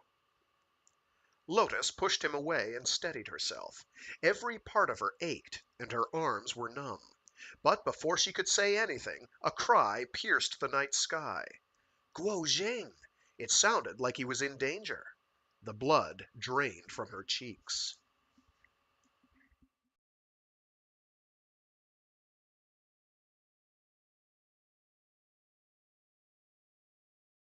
Part 11. Old Liang had Guo Jing pinned to the ground so that he was unable to move a muscle. The young man watched as his opponent strained toward his throat, teeth bared. But just at that moment, a strange surge of power pulsed through his body, and he performed a jumping carp, flipping the old man off him and landing on his feet. But old Liang responded immediately with another attack, and despite Guo Jing's attempts to get away, he felt a heavy thump to his back. It felt like the old man's meaty fist had penetrated his flesh and had entered his spine. Yang Kang's punches had been nothing compared to this. Guo Jing pressed forward, mobilizing what he could of his lightness technique as he dodged and threaded through the palace gardens. Old Liang could not keep up. After a while, Guo Jing gasped and came to a halt. He inspected the back of his robe. A large hole had been torn through it. He felt for the large bloody wound where a chunk of flesh had been torn from his back. He needed somewhere to hide. The consort's cottage! It was just up ahead. He ran round the back, hoping they would not think to look there, allowing him to escape later. He found a spot by the wall at the rear, and there he lay, waiting. Soon he heard old Liang and Yang Kang calling to each other. They were drawing near. He could hear the anger in old Liang's voice. They'll find me if I stay here, Guo Jing thought. If the consort finds me, however, she may take pity on me. Given the gravity of the situation, he had no time to stop and really consider the merits of this plan, and instead slipped inside the small house. He saw only a lit candle placed in the middle of the table. Of a table. The consort must be in another room. He looked around and spotted a wooden cupboard in the corner. He ran over and slid inside. He pulled the door shut, leaving just a crack so that he could keep watch. He removed his golden dagger and let himself relax a little. At that moment he heard footsteps as the consort entered the room. She sat down at the table and seemed to stare at the candle. Not long after that, Yang Kang appeared at the door. "Mother, did a young man come past here?" The consort shook her head, and Yang Kang left to continue his search with old Liang. The consort closed the door and started to prepare for bed. I'll slip out through the window just as soon as she's blown out the candle, Guo Jing thought. No, I'd better wait, in case I meet the prince and old Liang. Guo Jing's thoughts began to turn back to the fight, and his opponent's strange kung fu. He tried to bite me. I must ask my shifus about that when I see them next. I've never heard them mention biting as an appropriate way to fight. And what about Lotus? She must be gone by now. I'd better make my escape soon, or she'll be wondering what's happened to me. Just then the window opened, and a man leaped in. Guo Jing and the consort froze in shock. To his even greater surprise, Guo Jing realized almost at once that it was Mu Yi. He had assumed the old man and his daughter had already fled the palace. The consort, too, recognized him. Quick, please, before they find you. I must express my gratitude for the consort's concern. Had I not come here in person to thank you myself, I would have regretted it until my dying day.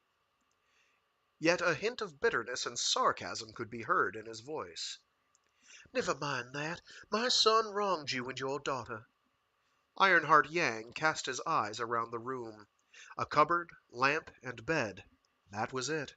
The furniture was worn, but familiar. A well of sadness grew inside him, and a tear gathered in one eye and spilled down his cheek. He wiped it away with his sleeve and walked over to where a spear was fastened to the wall. He unhooked it and saw that the iron tip was russet in color from lack of care.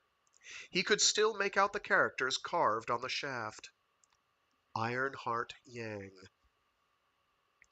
He caressed it and sighed. The tip is rusty. It hasn't been used in a while. Please don't touch that, the consort said softly. Why? Because it is my most precious possession. It is my most precious possession. A pulse of anger surged within him. Is that so? Ironheart Yang paused, then continued. This spear used to be one of a pair. Surprise was evident on the consort's face, but Ironheart did not explain, and instead placed it back on the wall. The tip is worn, he murmured, still staring at it. Someone should go to see Carpenter Zhang tomorrow to see if he can fix it. The consort felt a bolt of lightning flash through her. Who are you? She managed eventually. Someone should go to see Carpenter Zhang tomorrow to see if he can fix it, Ironheart Yang repeated, looking the consort in the eyes. The consort felt her knees going weak. Who are you? She stammered again. Why are you saying that? My husband said exactly the same words the night he died. The consort was none other than Charity Bao, Ironheart Yang's wife. She had saved Wanyan Honglie's life all those years ago in Ox Village. The Prince of Zhao had been unable to forget her, and so had bribed Justice Duan and his men to fake an attack on the village, so that he might go back and save the young woman and bring her back to his palace. With her friends and family dead, she would have no one else to turn to, and he would be her hero. He had been sure that she would agree to marry him eventually, at least once she had given up hope of ever being able to return south. Sorry. My diaphragm rebels. She had barely aged at all, having lived these 18 years in luxury in the palace. His face was scarred by hardship and his travels across China looking for her, so much so that she had not recognized him. And now they were reunited, but under such dangerous circumstances that it did not seem real. Ironheart made no reply, but walked over to the table and pulled open a drawer. There they were, 2 blue cotton shirts just like the ones he used to wear. You shouldn't have wasted your energy sewing them. You were pregnant, he said, lifting one up to examine it. Charity Bao ran to him and tugged at his sleeve. There it was, the scar. For 18 years she had thought him dead, and here he was, her husband, standing before her like a spirit reincarnated. She fell into his arms and clutched him tightly. Quickly, you must take me with you. I will show you how to get out. No one will see us. I am not afraid.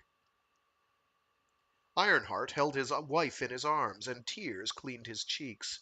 Afraid? Why would you be afraid of me? He said. Even if you are a ghost, I will never leave your arms again, she managed to say through her heavy sobs. But how? All these years you were alive. Where were you? Ironheart was about to reply when they heard Wanyan Kang's voice from outside the window, startling them both. Mother, are you crying? Who are you talking to? No one. It's nothing, Charity called back. I was sleeping. But Wanyan Kang had heard the sound of a man's voice coming from inside the room. He walked round to the door and knocked gently. Mother, I want to talk to you. Tomorrow, my boy, she replied. We can talk tomorrow. I'm very tired and I want to go back to sleep. His suspicions only increased. I will be quick and then I'll go. Ironheart Yang moved toward the window he had come through and pushed at the wooden shutter, but he could not open it. It had been locked from the outside. Charity continued talking to her son outside the door as she scoured the room for somewhere for her husband to hide. She pointed at a cupboard, but when Ironheart opened the door, he found tucked inside it none other than Guo Jing. Charity yelped. It's so goofy. I love it. And Guo Jing's like, shh. There's no one here. Concerned for his mother's safety, Wanyan Kang began bashing at the door with his shoulder. Guo Jing grabbed Ironheart and tugged him in, only just managing to pull the door shut as the iron bolt creaked and the door burst open. Yang Kang rushed in to find his mother crouched in the middle of the room, her pale cheeks wet with tears. "Mother, what's the matter? What's happened?" Charity paused and looked up at her son, trying to steady herself. "Nothing, son. I'm just feeling a bit unwell." "Please, mother," he said, coming to her side, "I promise I won't do anything like that ever again. I know I have been a bad son to make you worry so." "Don't worry, child. I'm just a little tired. I think I will go to bed. I need to sleep." But Yang Kang could detect a slight quiver in her voice. "No one has been in here, have they?" "What do you mean?" Two bandits entered the palace tonight." "Is that so? You should really be going to bed yourself. Let the servants deal with it. It's not safe. It's not for you to worry about." "Yes, mother, I'm sure the guards have taken care of it, incompetent as they are. You must get some rest." But just as he was about to leave, he spotted a piece of clothing sticking out from under the cupboard door. His suspicions were alerted again, but instead of saying anything, he went to the table, poured himself some tea, and sat down. He sipped at the tea, contemplating the scene. Perhaps his mother was unaware that someone was hiding in the cupboard? After a few more sips, he got to his feet and sauntered over to where the spear had been fastened to the wall. "Mother, what did you think of my spear technique today?" "I've told you before I don't like your bullying people like that," Charity chastised him. "Bullying? It was a competition. We were fighting fair and square." Yan Kang's tone was a little aggrieved. He reached for the spear and traced a rising phoenix soaring dragon through the air, the red tassel dancing behind him, until the point thrust forward straight at the cupboard. Charity fainted, fully aware that Ironheart Yang and Guo Jing were in grave danger in their shared hiding place. So she knew. He leaned the spear against the wall and went to pick up his mother, his eyes fixed on the cupboard door all the while. Charity was only unconscious for a few seconds. Her eyes opened and searched immediately for the cupboard. The door was still intact. Her body flopped in relief. The events of the last hour or so had drained her to the point of collapse. "Mother, am I not your son?" Yan Kang demanded. "Of course, my dearest. Why would you ask?" "Then why do you keep so many secrets?" Charity knew she should tell him about the day's events and let him be reunited with his real father. But this would also mean he would lose his mother, as she had not been loyal and chaste as widows were supposed to be. She had betrayed her husband by living with a Jin prince and lying to his son about who his real father was. She was not destined to be reunited with Ironheart Yang after all. Tears cascaded down her cheeks. Yan Kang was unsure what to make of his mother's behavior. He waited for her to speak. "You must take a seat and listen to me." Yan Kang sat his mother down and took a seat beside the spear. But he did not take his eyes off the cupboard. "Did you see those characters written on the spear?" she said. "I asked you about them when I was a boy, but you wouldn't tell me what they meant." "Ironheart Yang," he read aloud. "Now you shall know." Ironheart could hear every word from where he was crouching in the darkness.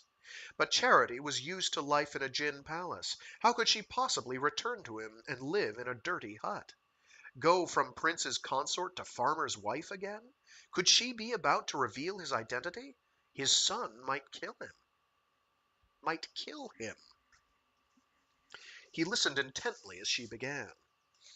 "This spear comes from Ox Village, a small hamlet on the outskirts of the Song capital, Linan. I sent some men many li to fetch it for me. The plow, the table, lamp, bed, and cupboard," she said, pointing around the room, "all of it came from Ox Village." "I've never understood your affection for these dingy farmhouse furnishings.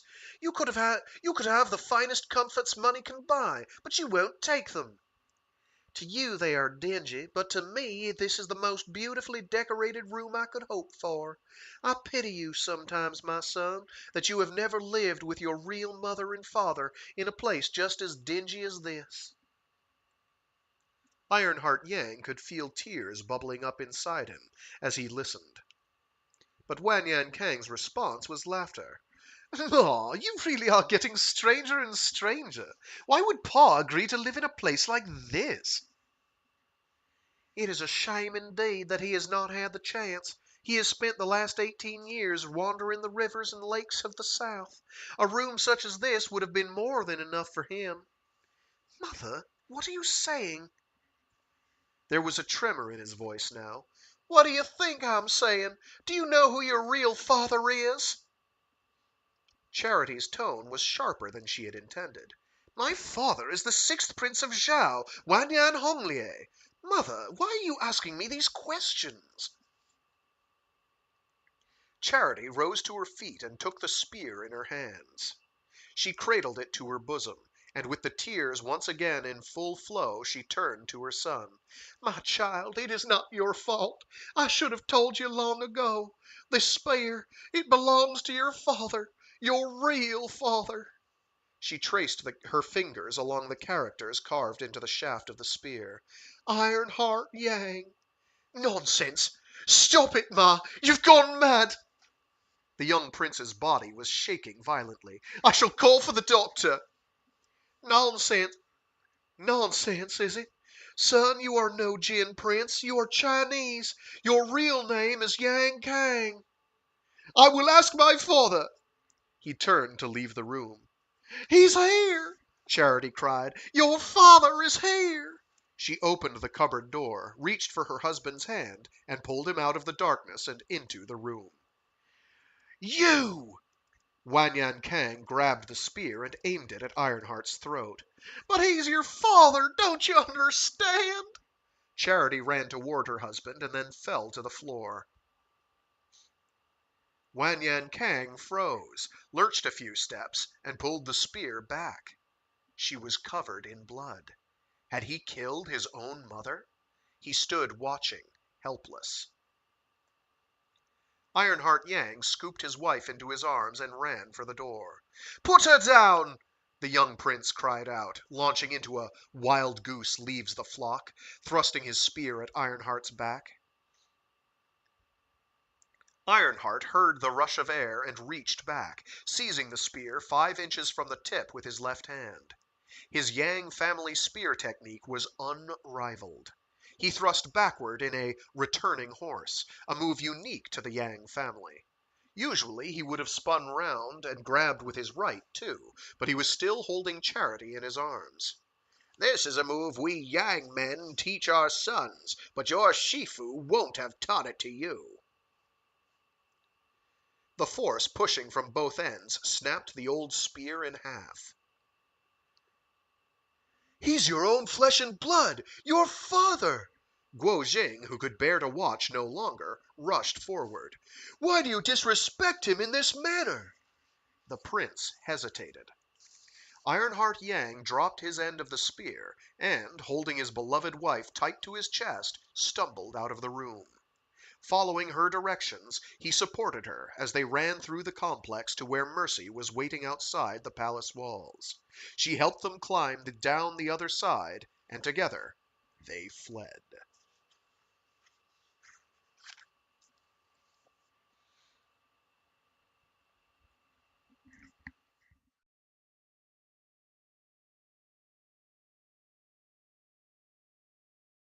And that was Legends of the Condor Heroes 1, A Hero Born, by Jin Yong, or Louis Cha, translated by Anna Holmwood. Pretty abrupt ending, I realize, but that's just the way it goes sometimes. And now we have the appendices. Appendix 1. A note on the use of the terms martial arts, kung fu, etc. Martial arts, as a term in English, was first used to describe the combat systems of Europe during the Renaissance, martial being derived from the Roman god of war, Mars. Nowadays, the phrase in English instantly evokes the combat practices of East Asia, which, according to legend, are said to have their origins in the Xia dynasty, over 4,000 years ago. Some contend that Chinese martial arts were not military in origin or purpose, but the Chinese word wushu suggests that they were, as it literally means military or martial and art or skill, and has been in common use for nearly 2 millennia. Over the course of these 2,000 or so years, the Chinese martial arts have incorporated influences from Indian combat styles and have in turn spread out all over Eastern Asia, developing into the distinctive fighting traditions that can be found across Japan, Korea, etc. The Chinese word gongfu, of which kung fu is a romanization, actually refers to any practice or achievement that takes time and dedicated study. This could be playing the violin just as much as learning how to perform a lazy donkey roll. There are hundreds of styles of Chinese combat, all with their own distinctive moves, ideas, and names. Categorization of these styles can be geographical, northern versus southern, for example, or even down to the province or town. In this volume, if you remember, Jade Han's Yue sword technique is identified as local to Jiaxing, where many centuries previously the two kingdoms of Wu and Yue had fought a bitter war. Fighting styles are also often divided into either external Weigong or internal Neigong forms, that is, concentrating on physiological technique or on mental strength and the movement of qi around the body through breathing or other meditative practices. In reality, however, this distinction is often blurred, and styles frequently contain elements of both. Chinese martial arts have a strong connection to the various ancient philosophies and religions of the region, primarily through the idea of self-cultivation. In the popular mind in both the East and West, the most famous example would be the Kung Fu monks of the Shaolin Temple in Henan Province, established in the late 5th century. The temple's first preacher was an Indian monk by the name of Buddhabhadra, and along with another fellow Indian monk, Bodhidharma, and their first Chinese disciples, he was said to have given birth to a new Buddhism that, by the Tang dynasty, AD 618 to 907, would develop into Zen. Given its emphasis on the breath and the mind, the links to martial arts fighting is not at once obvious. But, as monasteries and temples, both Buddhist and Taoist, owned land and other wealth, they came frequently under attack, which has led some historians to postulate that monks practiced martial arts as a form of self-defense. That there is a deep relationship between Zen, Taoism, and Chinese martial arts is undeniable, and the emphasis on discipline and lifelong study in the pursuit of enlightenment was incorporated into the latter. Cultivating oneself through the martial arts is less about prevailing against an enemy and more about finessing movements and turning attentions to the workings of the body as well as the heart-mind. Fighting is an actualization of these philosophies, the physical, a manifestation of the spiritual. The association between these ancient Chinese philosophies and the martial arts is all the more pronounced in fiction and film, where history and legend, fact and make-believe, intertwine in a cocktail of breathtaking set pieces performed by strange and wonderful men and women in robes, fighting for righteousness and the moral code of the Jianghu. This code reinforces the idea that fighting, in the furtherance of good and noble ends, could coexist with the core Buddhist teaching of pacifism and Taoism's non-doing, Wu Wei. Many fight scenes in the novel focus around characters trying to strike or press on their opponent's vital points, also translated here as acupressure points or pressure points. This is built on the theory of the meridian system found in traditional Chinese and Indian medicines, which maps the flow of life energy, qi in Chinese, around the body. Pressing or striking certain spots on the body is thought to create or relieve pain, and in the case of martial arts fiction, even kill. Scientific research into the theory has proved inconclusive, but certainly this kind of death touch fighting has become a significant feature of martial arts literature and film, especially in the 20th century. Chinese martial arts literature has been around almost as long as the combat practices themselves. The earliest examples date from around 200 BC, and by the Tang dynasty they had become increasingly popular, and they were developed into something approaching the contemporary novel form by the Ming, AD 1368 to 1644. Jin Yong's stories first appeared in serial form in newspapers in late 1950s Hong Kong and were key to revitalizing the genre in the second half of the 20th century. To this day, Jin Yong remains the most widely read contemporary author writing in Chinese.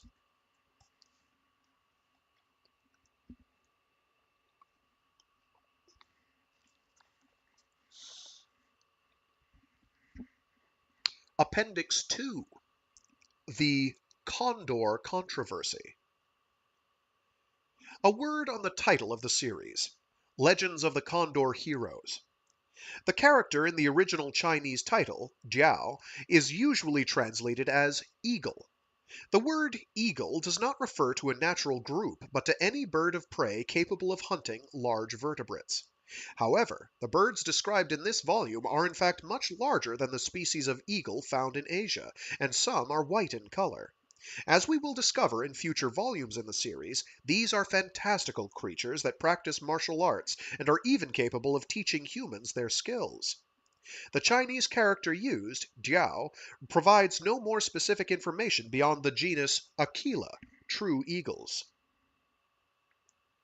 Therefore, there is much to merit eagle as a translation.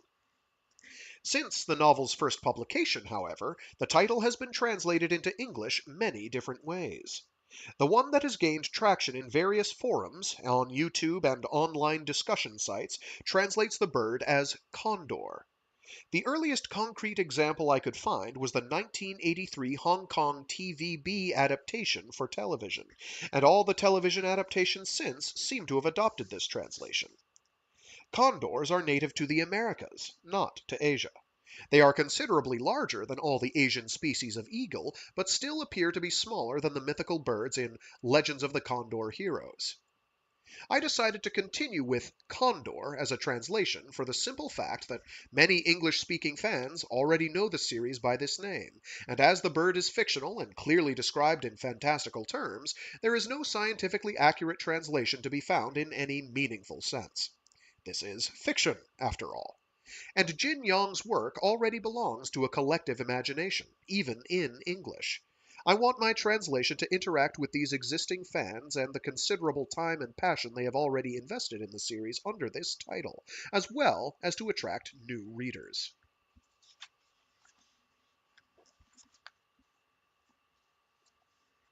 And finally,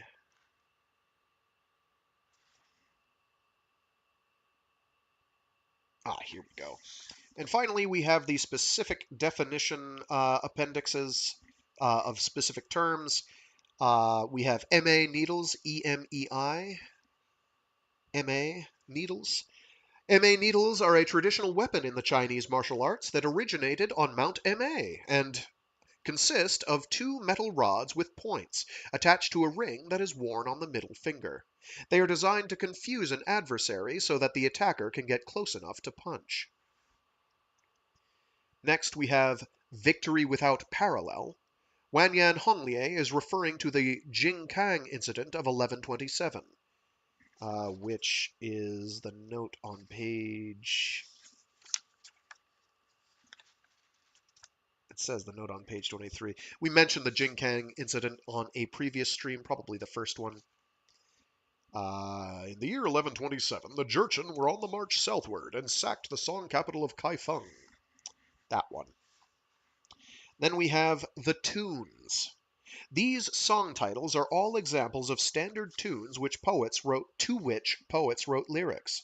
As noted above in the entry for Shin Chiji on page 331, the music has long since been lost, but the underlying rhyming scheme and rhythm can be recreated from reading examples of lyrics written to the same tune. Yue Fei's most famous lyric poem, written to the tune of River Runs Red, was supposedly composed when his military campaigns against the Jurchen were halted by the Song government. Many modern literary historians dispute the fact that it actually came from Yue's brush, however, believing instead that it was written some 300 years later.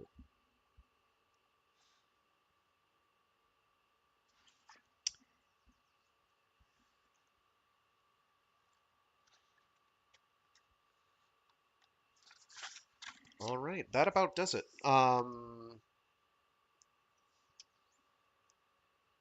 I guess we could go with the author and translator. Jin Yong, pen name of Louis Cha, or Louis Cha, is a true phenomenon in the Chinese speaking world. Born in mainland China, he has spent most of his life writing novels and editing newspapers in Hong Kong. His enormously popular martial arts novels, written between the late 1950s and 1972, have become modern classics and remain a must read for young readers looking for danger and adventure. They have also inspired countless TV and video game adaptations. Estimated sales of his books worldwide stand at 300 million, and if bootleg copies are taken into consideration, that figure rises to a staggering 1 billion. International recognition has come in the form of an OBE in 1981, a Chevalier de la Légion d'honneur in 1992, another Chevalier de la Légion d'honneur in 2004, an honorary fellowship at St. Antony's College, Oxford, and honorary doctorates from Hong Kong University and Cambridge University, among others. Jin Yong died on October 30th, 2018, at the age of 94. And then Anna Holmwood, the translator, translates from Chinese and Swedish into English. She was awarded one of the first British Centre for Literary Translation Mentorship Awards in 2010, and has since translated novels and short stories for publication and samples for agents and rights sellers. In 2011, she co-founded the Emerging Translators Network to support early career translators, and served on the UK Translators Association Committee in 2012. Anna was editor-in-chief for Books from Taiwan from 2014 to 2015, and has previously worked as a literary agent, representing some of China's top writing talent. She is now a producer alongside her translation work. Alrighty, that'll about do it then. There are 3 more volumes for us to look forward to. Um, We have Volume 2, A Bond Undone, Volume 3, A Snake Lies Waiting, and Volume 4, A Heart Divided. We will not be getting to those immediately, sadly. I've got I've got one cute little thing I want to do, and then actually what I'll do first is I'll use Wednesdays to do more instantiation short stories, so we can bang through that faster, so we can get to Destination Void and the 3-body problem faster. But after that's done, I've got another cute one, only tangentially related, but still I think fits into the Wuxia subgenre. Where did I just put the bookmark that I had? Did I put it back in the book? I don't know.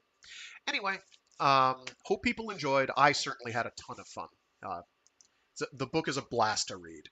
Highly recommend grabbing a copy if you have a chance. If people want, I could throw up the ISBN into chat. It's really good. Yeah, why not? Maybe I should start doing that as a matter of course. That is 978-250-22060-8. 978-1250-22060-8. 978-1250-22060-8. There we go. To anyone tuning in live who wants to know what the ISBN of the novel is, or of this edition of the book, you can check that out there. And I suppose find the rest of them that way as well if you want to. Yeah, no, it's a ton of fun. I'm glad you dug it. It's on the book is too much fun. all the entire series is too much fun. It's like an indecent amount of fun, particularly if you have even a passing fascination for kung fu movies. It like they take so many notes from this. It's ridiculous. And then of course there's like a zillion. I did a count. I did a head count of like official adaptations, and it's something staggering. Um, Between TV and cinema, you're looking at something like I okay. Let me Condor Hero adaptations. Okay, so we've got and some of these go by different names as well. So between yeah, it's something like 18. It's absolutely bonkers. We've got, although technically that's, I'm going to count those. We've got 1, 2, 3, 4, 5, 6, 7, 8 movies, and 1, 2, 3, 4, 5, 6, 7, 8, 9 TV adaptations. I know. Oh my God. It's like it's ridiculous. It's dramatic. It's like pure human passion condensed into like one's like individual scenes. It's so great. It's like stuff like this is why a serialized format can be so brilliant because it's like okay, I've got to make everything pop. I got to make every as an author. It's like I got to make things pop because I'm serializing this. I need people to want to tune in for next week or next month or the next installment. Sorry. And so like everything is turned right up to 11, and this one is turned like up to 12 and a half. It's so crazy. And it's like, oh my God, he's gonna meet his wife. Oh my God, he's gonna meet his son. Oh my God, his son's gonna meet his mom. It's and then you have Guo Jing who's out here like, I've got to get these medicines, and now I'm going to get this snake off me by drinking all its blood, and now I'm, I guess, super powered and immortal now. More on that later. It's not quite as rad as it sounds, but it's get poisoned by its blood, and so he's like, I'm gonna die, but like I'm distracted now, so I'm gonna worry about dying later because all this cool shit's happening. It's completely off the wall. It's so nuts. It's great. Um, Worth noting is that Anna Holmwood didn't translate all of the subsequent volumes. We have Gigi Chang, who does most of the rest of them. And it is a cliffhanger for the next installment. The next one is pretty great too. It starts off fast, then slows way down for a little bit, and then ramps up again. We have plenty more dramatic revelations. Like the whole thing is completely crazy. It's great. It's just it's so much fun. It's so entertaining to read. You have great characters. You have great, great scenery, great scene descriptions. He doesn't necessarily even tell you like what a certain move does, but by the description of the move, you have some mental image of what it's doing, which must be quite a trick to be accomplishing from a translation perspective. So I appreciate the hell out of that. So yeah, there's something like 17 uh, film and TV adaptations of this, not even including like manga adaptations or manhwa adaptations and video games and whatnot. Like Perfumed Snow. I know. I love the names of things. They're so they're floral. They're flowery. But it's like Perfumed Snow. Why would you? But it's or the oh what's the inn that they're at right at the beginning? That kind of sets off the Chuchuji versus the Seven Freaks of the South challenge. Uh, the Garden of the Eight Drunken Immortals, I think. And it's like, oh yeah, this is a drinking bar. So it's just so much fun. Such an adorable series to read. I thoroughly enjoy it. We will absolutely be getting to the rest of them over time. Um, but I have to kind of pace myself a little. um, kind of drag it out um, because it's so much fun. I don't want to shoot my wad too early, as it were. uh, which is kind of why I'm doing the same thing that I did last year for uh, Oh, geez, what were the trilogies that I read? Oh, right. The Rifters trilogy by Peter Watts, and then the Area X trilogy by Jeff Vandermeer. I do want to do more Jeff Vandermeer. I want to reread. I'd like to read through the Ambergris,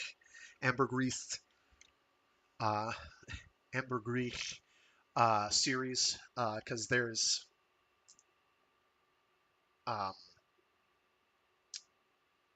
there's some really good stuff in there. It starts off kind of like, oh, each story is kind of a vignette. It also, one of the earlier stories in there is it's a historical brochure that has the sassiest footnotes. It's so much fun. So I can't wait to get around to that. And then we have just like generally spooky stuff. Um, so yeah, there'll be more of this. It'll be good. Um, but yeah, no, I'm planning on staggering the Destination Void series with the Three Body Problem series, and we will figure that one out. Hopefully, I don't burn out somewhere in the middle, because the Three Body Problem series is like when it's on, but sometimes it's really dry, and it's kind of like, this is dragging. Can we move on? Um, and then the Destination Void series by Frank Herbert, and then later Frank Herbert and Bill Ransom gets really wild really fast. Like things get very like the first volume is like, oh, it's basically more or less like Under Pressure. I'd compare it favorably to that pacing wise, and then the Jesus incident hits, and it's like, oh. Oh, so this is not exactly what I thought it was going to be. This is going to be crazy. Okay, cool. This is going to be on a par with Dune. Got it. Or maybe more appropriately. Um, oh, what's that story by C.J. Sherry?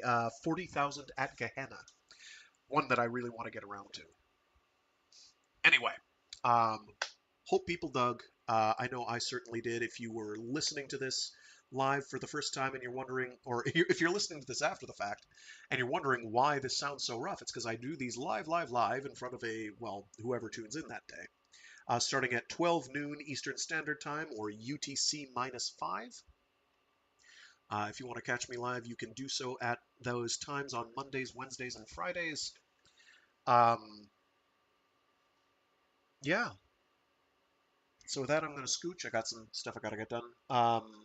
This got done earlier than I thought it would, which is very nice.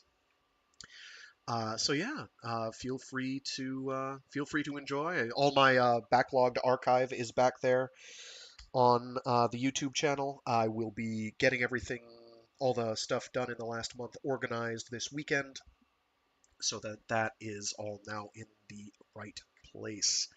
Right now on Mondays, I'm going through Starship Troopers by Robert Heinlein. This week was Hero Born. Next week I'm gonna do some short stories from Greg Egan's Instantiation short story collection. And Fridays are free read Fridays, where I read short stories and indeed entire novels aloud. And I am completely losing the plot as to what my stream descriptions are. We'll be reading through the short story entitled The Nearest, also from that Instantiation short story collection. It's going to be off-putting. Thanks, I gotta code myself a minivan now. You wouldn't download a car? Are you, like, fiddling with the operating system to get it to operate properly? That's something I've kind of always wanted to do, but I, like, don't have the necessary access keys. Unless, of course, I was doing one of those older model Kias, I think they were, where you could just kind of stick a USB stick in there and have complete access to the thing's mobile. Anyway, with that, I got a scooch. Thanks for tuning in. Stay safe, stay sane, and be decent to each other. See you all later. And follow the honorable code of the Wulin. The Jiang Hu? I think they're kind of interchangeable sometimes. Anyway, next time. Bye. Oh, referencing Dilbert. Okay. I'll have to look that specific one up. Until next time, see y'all later.